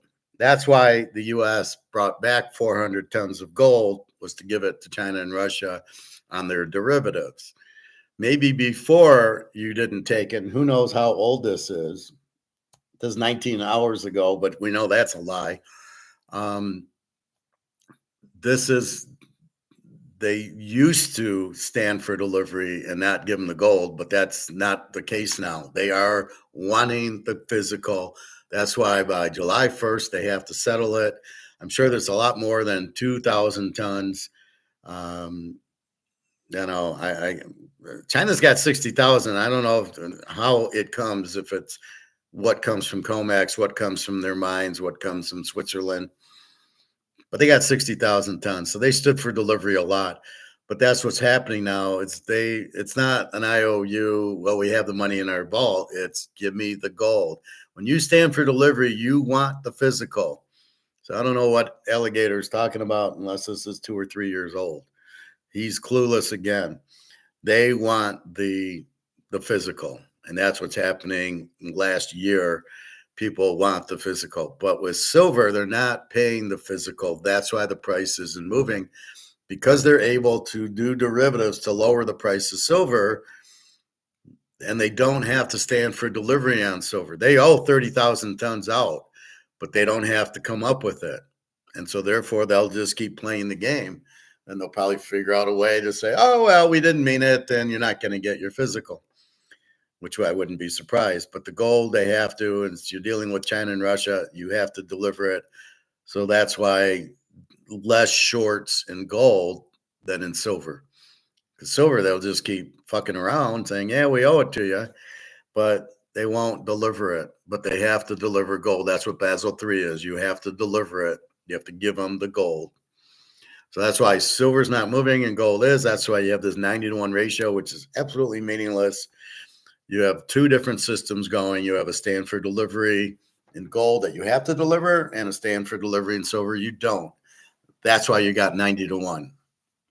I mean, seriously, these guys, you don't expect Alligator being this stupid, but apparently he is. A little bit more. The process of trying to get silver out of the COMEX vaults. Now, something that was meant to be a 5-day settlement took 9 months. 9 months. I mean, and, he said they took legal advice on this, and the legal advice was, well, I don't think this is something we can pursue. What do you want to do? Do you want to, well, whatever. I mean, they came up with whatever reason. But I think the real reason, actually, was unstated. And that is, if you force delivery, in those days, if you forced delivery on the future system, you would be blacklisted, blackballed. You would not have access to that market in future. Because the bullion banks would say, sorry, we're not dealing with you. I'm thinking about starting to run on the treadmill again. I need to drop my belly fat. Yeah, no. Try fasting, idiot. So you've got this sort of, it's rather like a mafia, if you like, in the sense that it's being run by the bullion banks under their terms, and you do not contradict those terms. But of course, a foreigner, who's maybe sort of accessed. I mean, if you look at silver, for example, you could have someone like Reliance Industries, which is a big Indian consortium, which is building massive factories for producing photovoltaic cells. How do they get hold of their silver? Well, I mean, one way of doing it is go into COMEX, buy futures, which may be coming next to expiry.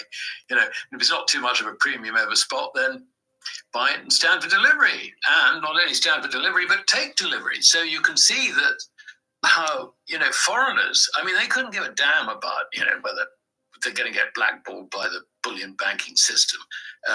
You know, it's a Western system in decline for most of the Asians. The global financial system is undergoing significant transformations, with nations, investors, and policymakers closely watching the trajectory of gold and silver prices.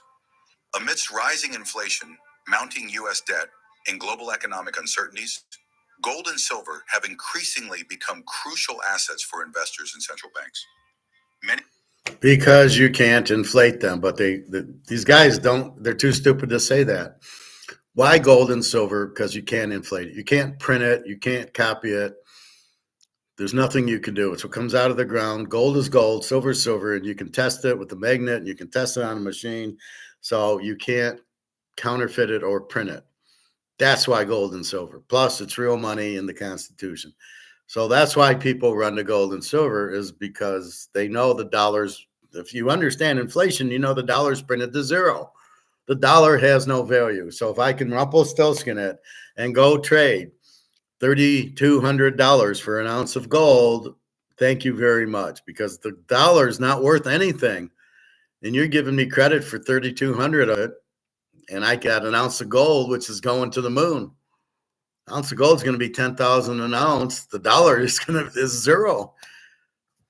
What a no-brainer. And because you can't print gold, it's not going to go down. And because you keep printing the dollar, it's going out. So why do I want to hold something worthless when I can hold something that's going up? All you Bitcoiners, why did you buy Bitcoin? Because you have no idea. It's not even real, but you did it because it went up to 70,000 and then 100,000. Now that it's down to 80. Now what do you think? How long are you going to hold it? You're going to take your profit and buy gold, or you're going to be an idiot and stay in Bitcoin and get made off? That's your choice. But the reality is I can't get fucked in gold because they can't counterfeit it. They can't print it. It can't lose its value. That's why people are into gold. It's just like, you know, why do you want to buy this Tom Brady card? Because A, it's Tom Brady, and B, they only made 762 of these. That's it. Therefore, because it's limited, I will buy it because I know they only made 762.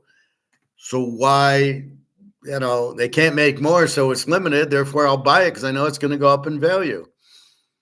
I mean, it's simple logic. Gold can only go up because of the demand for gold. As the people holding euros start realizing this is worthless and the British pound's worthless and all these countries are going bankrupt, they're going to flee their dollars. So this is more the wealthy are going to flee their dollars, and they're all going to buy gold and silver because they have no other option. There's no other lifeboat. They can't hold their dollars because their dollars are like our dollars, printed to death and worthless. So they're worthless. So therefore, you Rumpelstiltskin them, you get out of your dollar and you buy and you turn it into gold. And that's what's happening. And silver is so undervalued, but it's being held down by JP Morgan that you just buy it and you don't worry about the price because you know it's going to explode because the demand's too high from all the world. If I'm in Europe or if I'm in Asia, I got to get out of my dollar, the Japs, I got to get out into gold.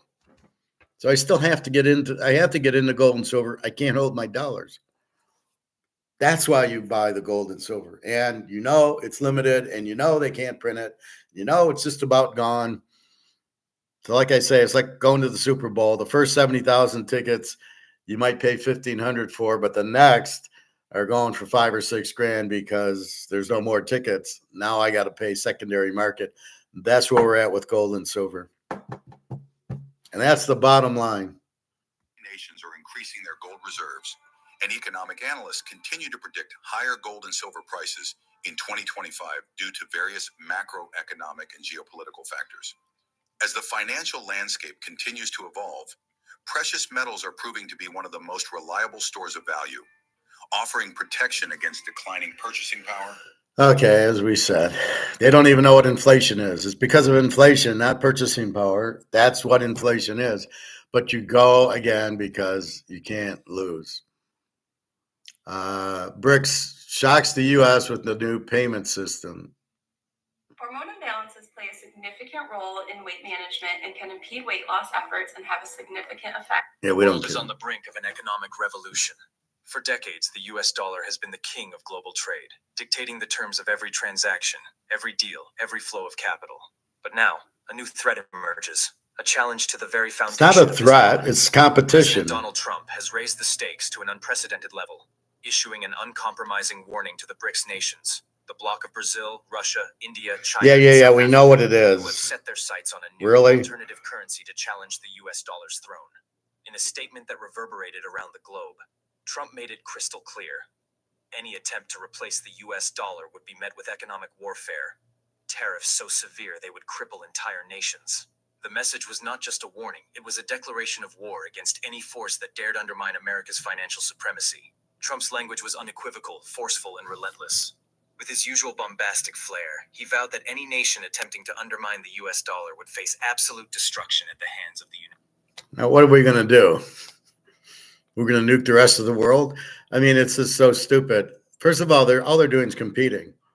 All they're doing is coming out with a BRICS gold-backed currency, and they're going to compete, and you can't compete with gold. It'll win. You're not undermining the dollar. The dollar's the dollar, people. It's their choice, just like going to a grocery store, Coke or Pepsi. If one's better, it's just competition, and that's all BRICS is doing. That's why they're waiting a little bit on the gold-backed currency. They don't want it to look like we killed the dollar. They're letting the dollar kill itself. That's why I know you guys worrying about the gold-backed currency. Where is it? Where is it? It's there. It's coming. They're just waiting for the U.S. to explode. But these tariffs will bring it out much quicker.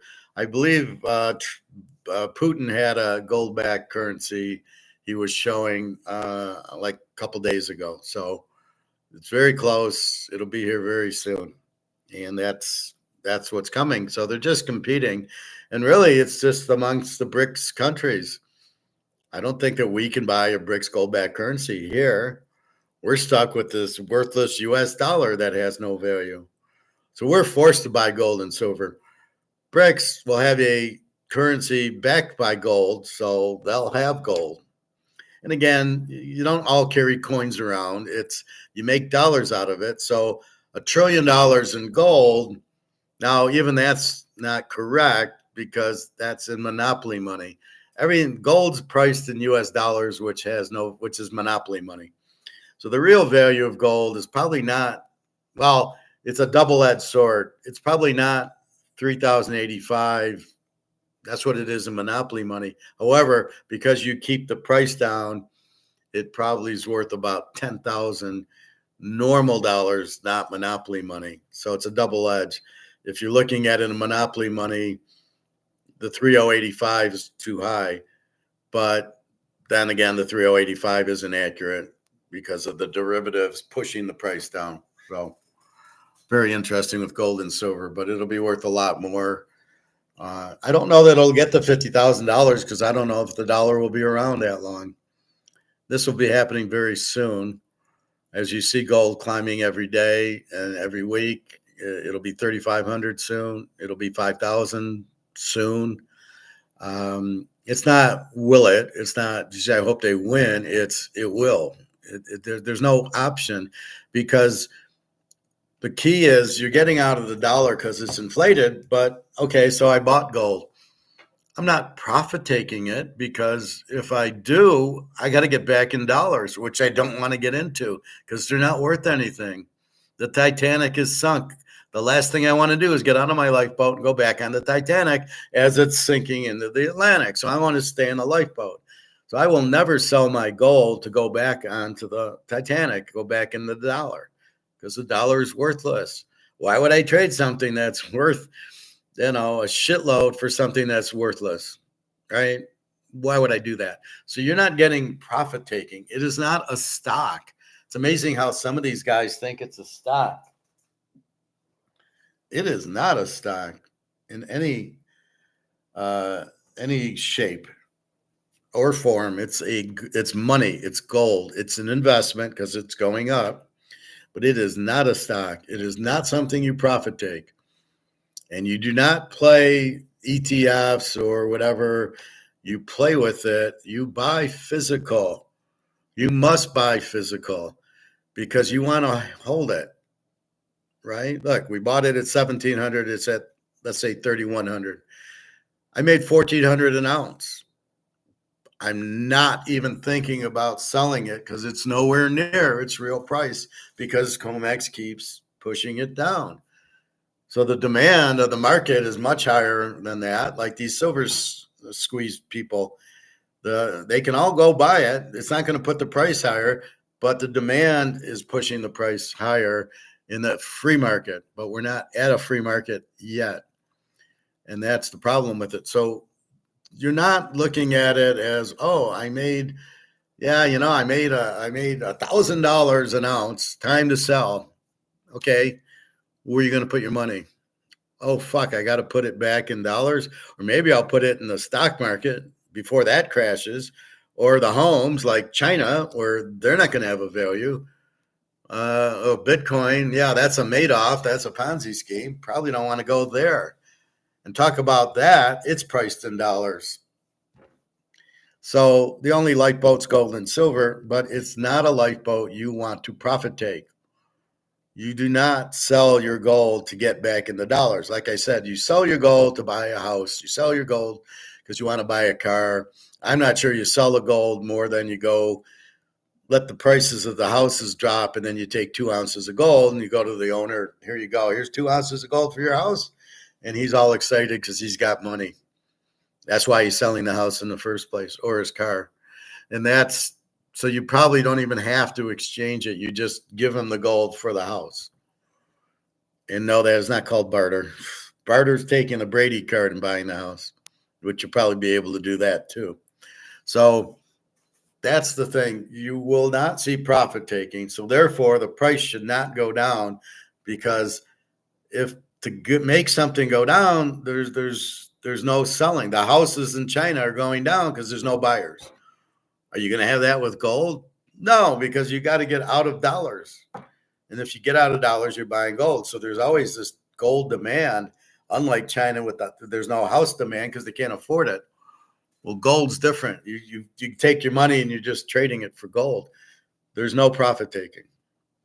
There never will be profit taking.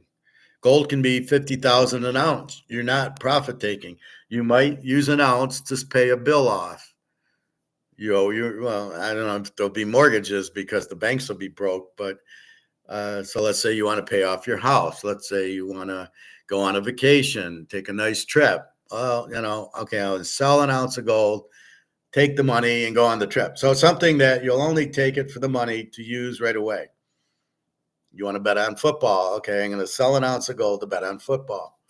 Something like that. I'm going to Vegas. I need money. I can't take gold. Okay.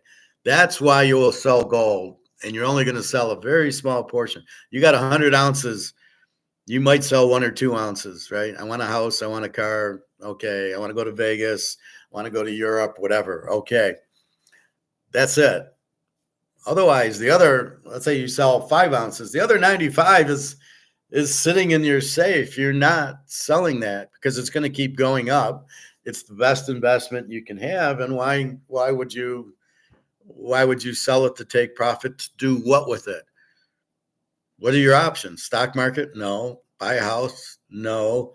Buy a car? No. Not to just profit take, right? So if I profit take it, I'm not buying stocks or bonds or real estate trust or Bitcoin with. There is no option. Even if I wanted to buy one of these fancy gold or silver MS-70s that have the Statue of Liberty on it or something in red, white, and blue. Okay, maybe I want that. Okay, I can trade that for it. But generally, okay, a Rolex, perfect. Picasso, you always want to own, or Van Gogh. That's a Van Gogh. Yes, I've always wanted to do that. Okay, fine. That's the point of it, right? That's why you would profit take. You have to ask yourself, what am I going to do with the money?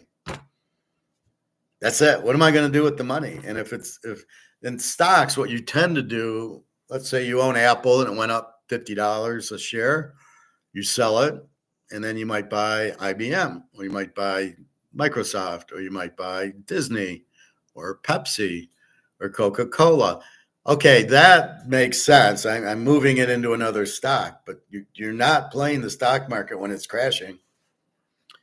I was looking at, I don't follow the stock market anymore because it's a Madoff. It's all a Ponzi scheme.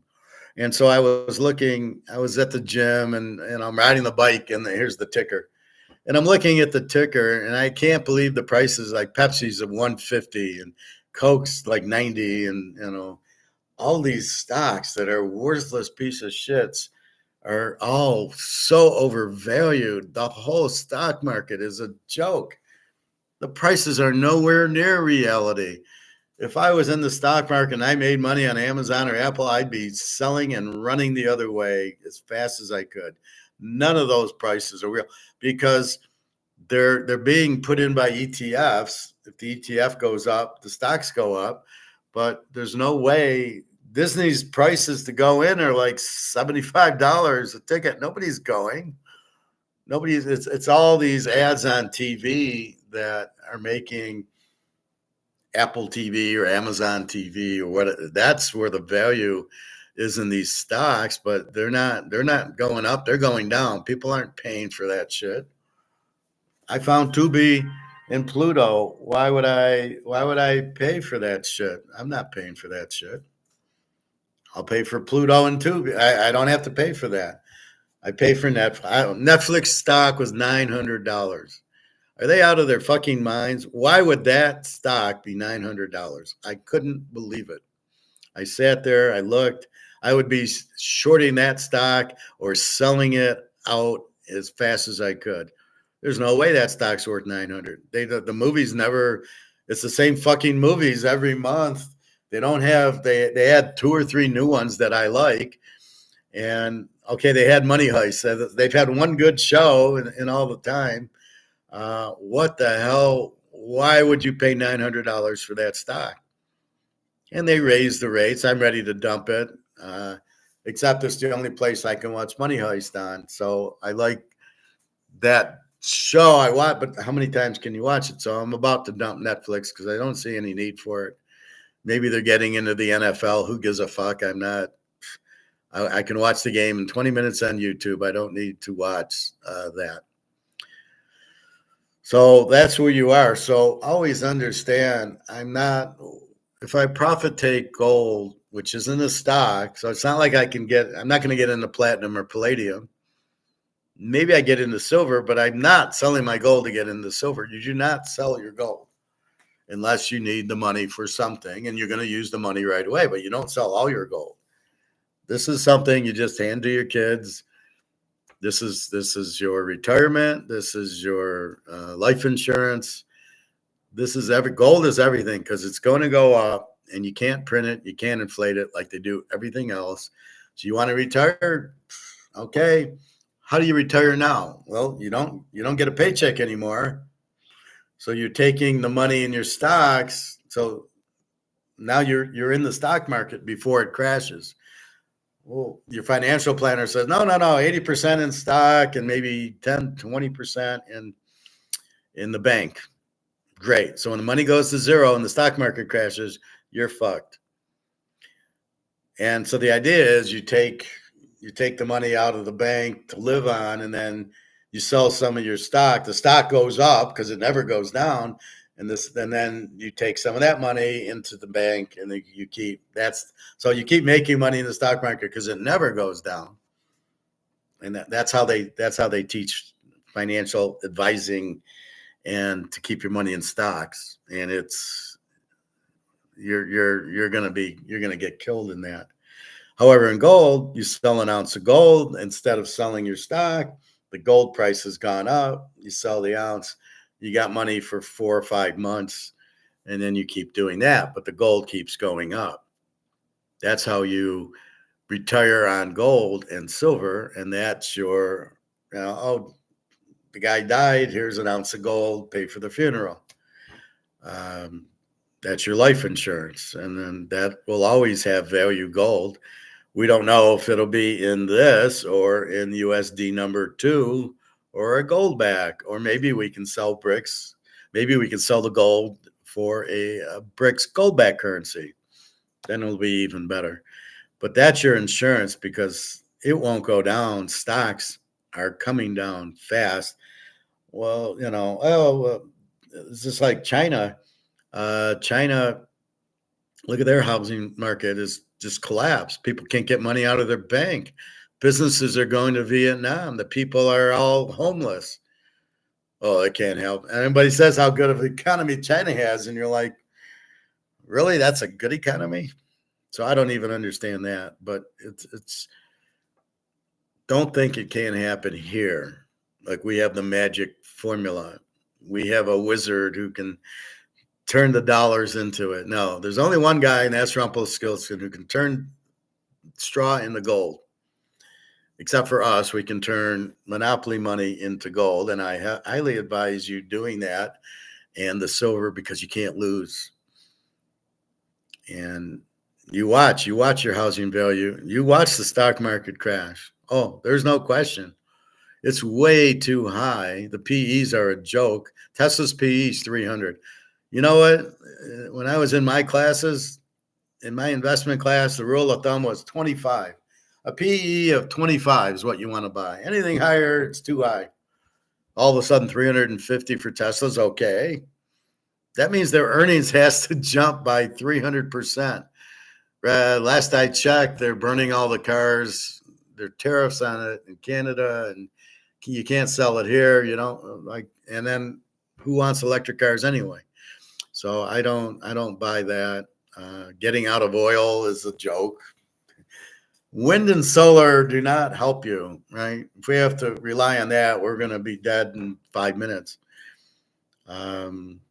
So that's what you do. It's the only thing that can't lose value, and it will go up. So, of course, you want to be on that one. All right, let's see. Nation attempting to undermine the U.S. dollar would face absolute destruction at the hands of the United States. Oh, my God. If you think you can take the dollar down, think again. We will unleash tariffs that will leave you in the dust. There will be no negotiations.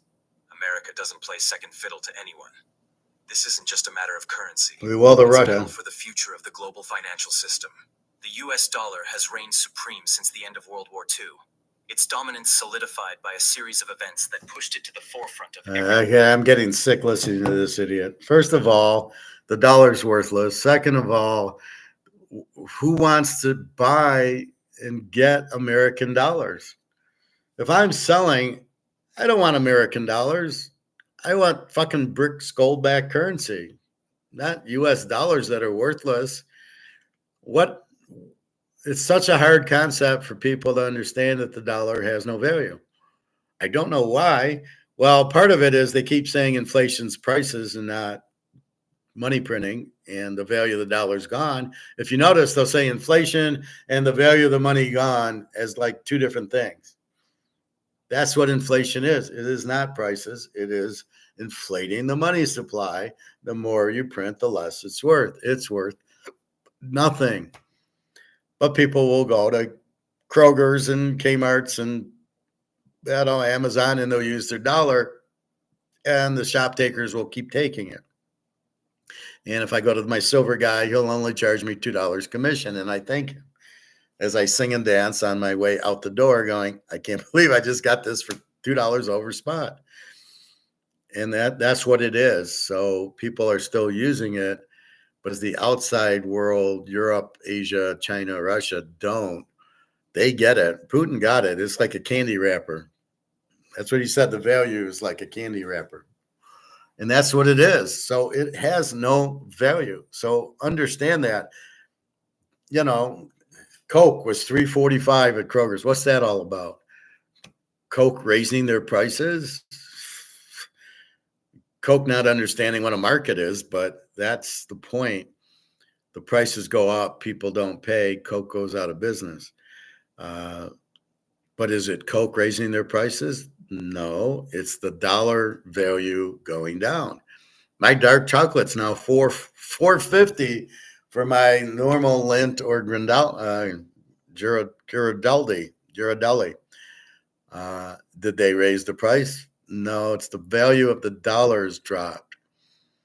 So you can see it in plain English right in front of your face. You go to the grocery store and you think things are more expensive because all the companies in the world raise their prices. No, the dollar, the whole thing has lost its value. That's the inflation. That's the problem. And it's going to cause a mass depression because people won't work because you can't afford it because you're not getting more dollars to it, right? So if your paycheck, you make 80,000 a year, you're not making more money. The fact your 80,000 is worth 60 or 50 now. So you go to the grocery store with the $100, you can't even fill your cart. And that's the problem, right? But people don't understand it. That's the dollar being worthless. Not the prices going up. The prices are going up because it takes more dollars to buy it. And so Coke wants $3.45 of the monopoly money to buy the Coke because the dollar is not worth anything. So that's going to affect the stock market crash because Coke won't be able to sell their stocks. Their profits are going to go down, which will make their stocks go down. And that's why if you buy gold now before it goes to 5,000 an ounce and buy silver now, not to short squeeze it, but to get silver. If anything, you don't want to short squeeze. You want to keep buying at $34.25 until your arm gets tired of giving them money or using your credit cards and carrying out the silver, right? So you want the low price. People are like, they're very quick. They have no patience, right? So I'm at the club. I just done swimming. I'm taking a shower. Now I'm getting dressed, and there'll be some guy who won't even say, "Excuse me," want the locker behind me, and I tell him to fuck off. When I'm done, I'll leave. Until then, and I don't even acknowledge him. I just sit there. I put my pants on. I put my socks on. I put my shoes on. I get up. I don't look at them. I don't talk to them, and I walk away. The patience on these people, they expect you to just move. Like, I'm here. I'm sitting here. I'm getting dressed. I'll be done in about 2 minutes. Fuck you. You're going to wait or whatever you want to do. I am not leaving so you can get to a locker. No patience, no courtesy, no excuse me's. So go fuck yourself. I don't deal with these people. I just avoid. I just ignore them. Like, if they say, "Excuse me, can I get to my locker?" I will move over. Otherwise, I don't even acknowledge them. I don't even look at them. See, that's the best defense. You don't even look at them. You just put my socks on, put my shoes on, check my gold, okay, and then okay, I'm leaving now. You're going to wait till I'm done before. Why am I just moving because you're here? Who the fuck are you? One guy told me that. He said, move or something. And I says, I don't. I says, pure and blank, I don't listen to Nazis is what I believe I said. Calling him a Nazi, calling him a dictator of who the fuck are you to tell me what to do is kind of what I said to him. I said, who are you? I kind of said, I don't listen to communists or Nazis or something like that. I don't listen to you. Why would I listen to you? Who are you to give me orders? I don't take orders from you. And you should have saw the look on the guy's face, and he never bothers me again. But that's what it is. You just don't, who the fuck are these people? No patience. Hey, I'm getting dressed. You can say I'm getting dressed. Now, if I'm dressed and I'm on the phone, yes, please say, excuse me, and move. But if I'm getting dressed, just how long does it take to put on sweatpants, a t-shirt, socks, and shoes? 2 minutes? So people got to learn patience. So also to see that your money is losing value, you go to the grocery store And people just don't have patience for anything. They don't have patience for gold and silver. That's the point I was going to make. So people want silver to be $100 an ounce. I want it to be $1,000 an ounce, but I know it's being held by J.P. Morgan and the derivatives and COMEX. That doesn't mean it won't go to 1,000, and that doesn't mean this is the buying sale of a lifetime. You just keep buying at $32, $33 an ounce. You just buy and buy and buy and buy. And it'll go to 1,000 an ounce. And you're glad that you bought more and more and more. So really, you just want to keep buying. But it's like they're all jumping into Bitcoin because it's $80,000, $90,000. I don't know what it is. I don't know what to call it. It's not a coin. There is no coins for what? For air. You're paying 90,000 for air, called bit. I don't know why they call it Bitcoin. Just bit.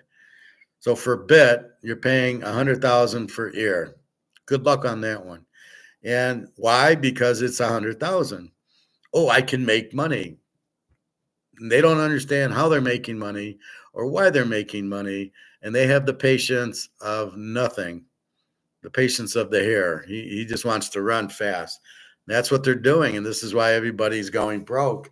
Just like the stock market. Oh, I can buy Apple and Amazon, and I'm just going to make hundreds of dollars a share, and I'll just stay in the stock market and be rich.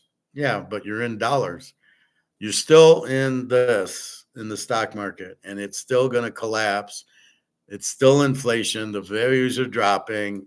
The companies aren't worth what you think they are.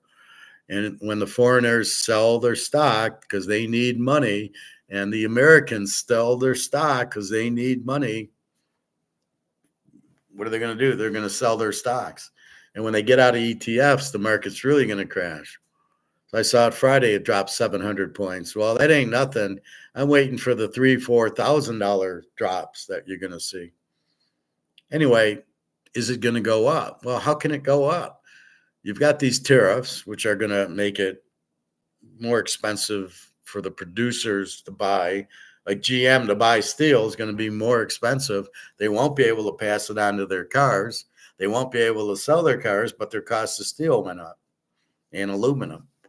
And it's going to take years if you think there's going to be a steel plant, U.S. Steel coming back, it'll take 5 years. You're all done. We'll have to buy steel from Vietnam/China. So do you think the stocks are going to go up? Well, what makes the stock go up? Sales go up, profits go up. But if costs go up, how can sales and cost? If costs go up, how can sales and profit go up? They have to go down because things cost more, and you're not going to be able to pass it on. You're not going to be able to charge more for these things, right? So you're selling whatever you're selling, liquor or, God forbid, this is Canadian Club, it's going to be tariffed.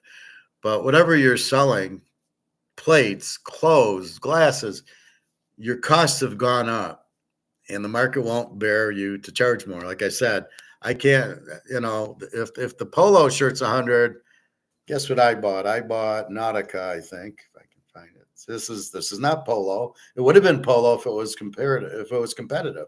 It wasn't. I don't care. It's a blue shirt. So I got Nautica, but it's a lucky shirt. So I wear it. But that's the difference. Polo is going to go bankrupt. They're all going to be in trouble because you can't raise your price if the market's still down here. And that's where the stock market's going to collapse because the costs are up. You can't raise the price.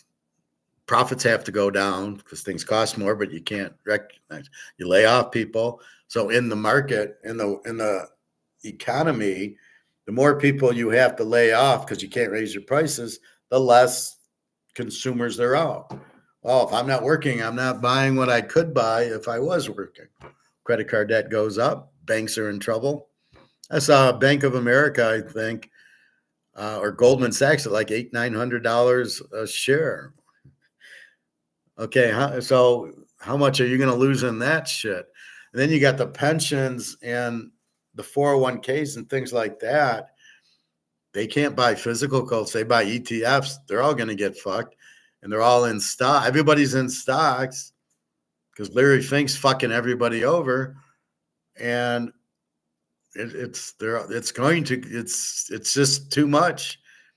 The values are way, way, way too high, and as soon as they start losing money, they'll all get, like a Tesla was 4 something, it's now 2 something. And it's not done. It's going to lose more because nobody wants a Tesla. Nobody wants an electric car. Where am I going to charge it? And then as the battery starts wearing out after 3 months, and now every day I'm charging like I do with my cell phone and my laptop. Well, it's a joke. I would never buy electric. So market will collapse. The housing market, you can see in China's collapsing. So everybody's losing money. You only have one alternative, and that's gold and silver. So the more silver sits at $32 or $33, I think it's 33 and a quarter, the more it sits there, the better off you are. And that's it. All right, let me give my basketball. I think it starts at 2:30 or so. Houston, I went under 125 because they got a killer defense. And Michigan State, I went under 147 against Auburn because I'm not sold on Auburn. Michigan State's got a good defense. You bet defense now, most of the offensive players choke because there's pressure and they won't be as smooth. Look at Alabama yesterday. So that's basketball. Baseball we'll start doing next week. I need the pitchers to pitch a little bit so I can analyze their stats, even though, yes, they are 5 innings. The better ones are 6 or 7. Just to get an idea of what is going on here. Football, we'll get into the draft soon once that comes up. Free agency, we're just waiting on Aaron Rodgers. I guess Russell Wilson's on the Giants. Who does Pittsburgh get?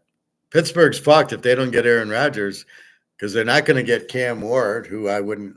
Well, Pittsburgh, if I'm Pittsburgh, it's beautiful. I sit there and I draft and I take Dylan Gabriel from Oregon, who's better than Cam Ward and Prime Jr., and I'm fine. He's this year's Jalen Daniels, I think. Very accurate, and he can run a little bit. He can get away. But the key is that Daniels is accurate, and the key with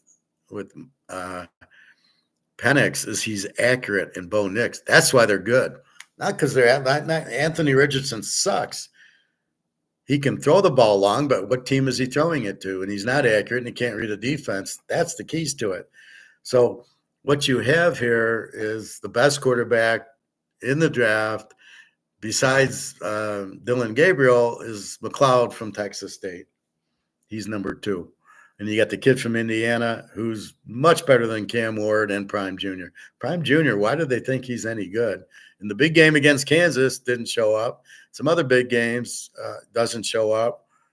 Throws a lot of picks and gets sacked a ton.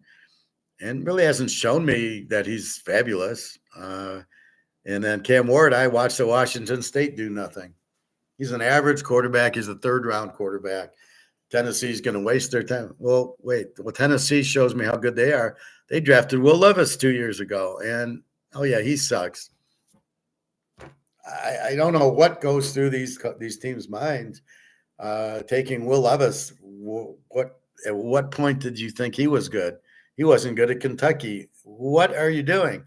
Oh, yeah, now we know he sucks. We'll go after Cam Ward. They're like the Bears. They went after Pickett, and then they went after Fields. Now they went after Caleb. They're 0 for 3. They don't know what they're doing. They don't know what to look for. It's not about athleticism. It's about a guy who can throw the ball to his team, who's a good passer. So anyway, you have that. It's like inflation. Nobody knows what it is. Nobody knows what a good quarterback is. Profit. The leader of my ESPN contest with over 10 million entries has the 2 dogs pulling the upsets today. Okay. He also has a perfect bracket so far. Okay. Whatever. Tennessee. Tennessee's not beating Houston. Michigan State over Auburn. Maybe Michigan State can win. Those aren't sure, but they're not. Houston's not losing today. Too good of a defense. Anyway, we will see. How many brackets did the guy play? 100 brackets and got one perfect. I'm not really interested in the brackets, and I'm certainly just looking at each game individually. But with that, so buy your gold, buy your silver. You can't lose because it can't go down in value. And once we blow up COMEX, then it becomes a free market. Now let's see what China, Russia, and Dubai do with a physical exchange. Keep in mind, they own all the gold, so it behooves them to get the price up, not down. So you want to partner with Russia and China and Saudi Arabia and India at this point. Those are our friends, not the U.S. with the corruption. J.P. Morgan, the biggest crook in the world. I think he runs the mafia because they were going to arrest him for price fixing, and it somehow went away. And so I'm sure he's the mafia's banker. Keep that in mind. All right, I think that's it. Go watch your games. It's 2:00. I got to hit the pool soon. They close at 4:30. And that's about it. So Houston under, Michigan State under today. We're betting defense. You always bet defense over offense, which is what gold and silver are. That's about it. So we'll keep track. Gold comes on about 6 p.m. China, then they open up the gold. The COMEX opens in China at 6. So tonight, before we go to bed, hopefully we'll see 3,100. They should get more aggressive. The silver squeeze tomorrow has zero chance of moving the price above 35. All right. It might go up, but I doubt it because it's based on options, not the free market buying. So these people are just too stupid who run these things. And then the people who listen to them, they're just greedy. Oh, we're going to make money. They'll have the silver squeeze and we'll go buy silver at the guy's store. We'll go buy 100 ounces and we'll watch the price go up because we're a bunch of morons. That's not what happens. COMEX controls the price still until they blow up. It's not going anywhere. All right, but buy your gold. That's going because they can't because of the Basel III and them taking delivery and they got to pay up. That's why gold's going up, but silver's not there yet. It'll be there soon.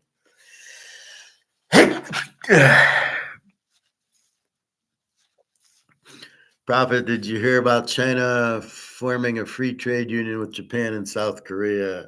No, I haven't. That's the first I've heard of it. They're also in BRICS, and there's a bunch of Asian things and Africa joining together, but they're in BRICS, so that's the same thing. All right, everybody. Have a good day. Thanks. I hope you learned. And if you got questions, www.teaserking.com, you can get my email.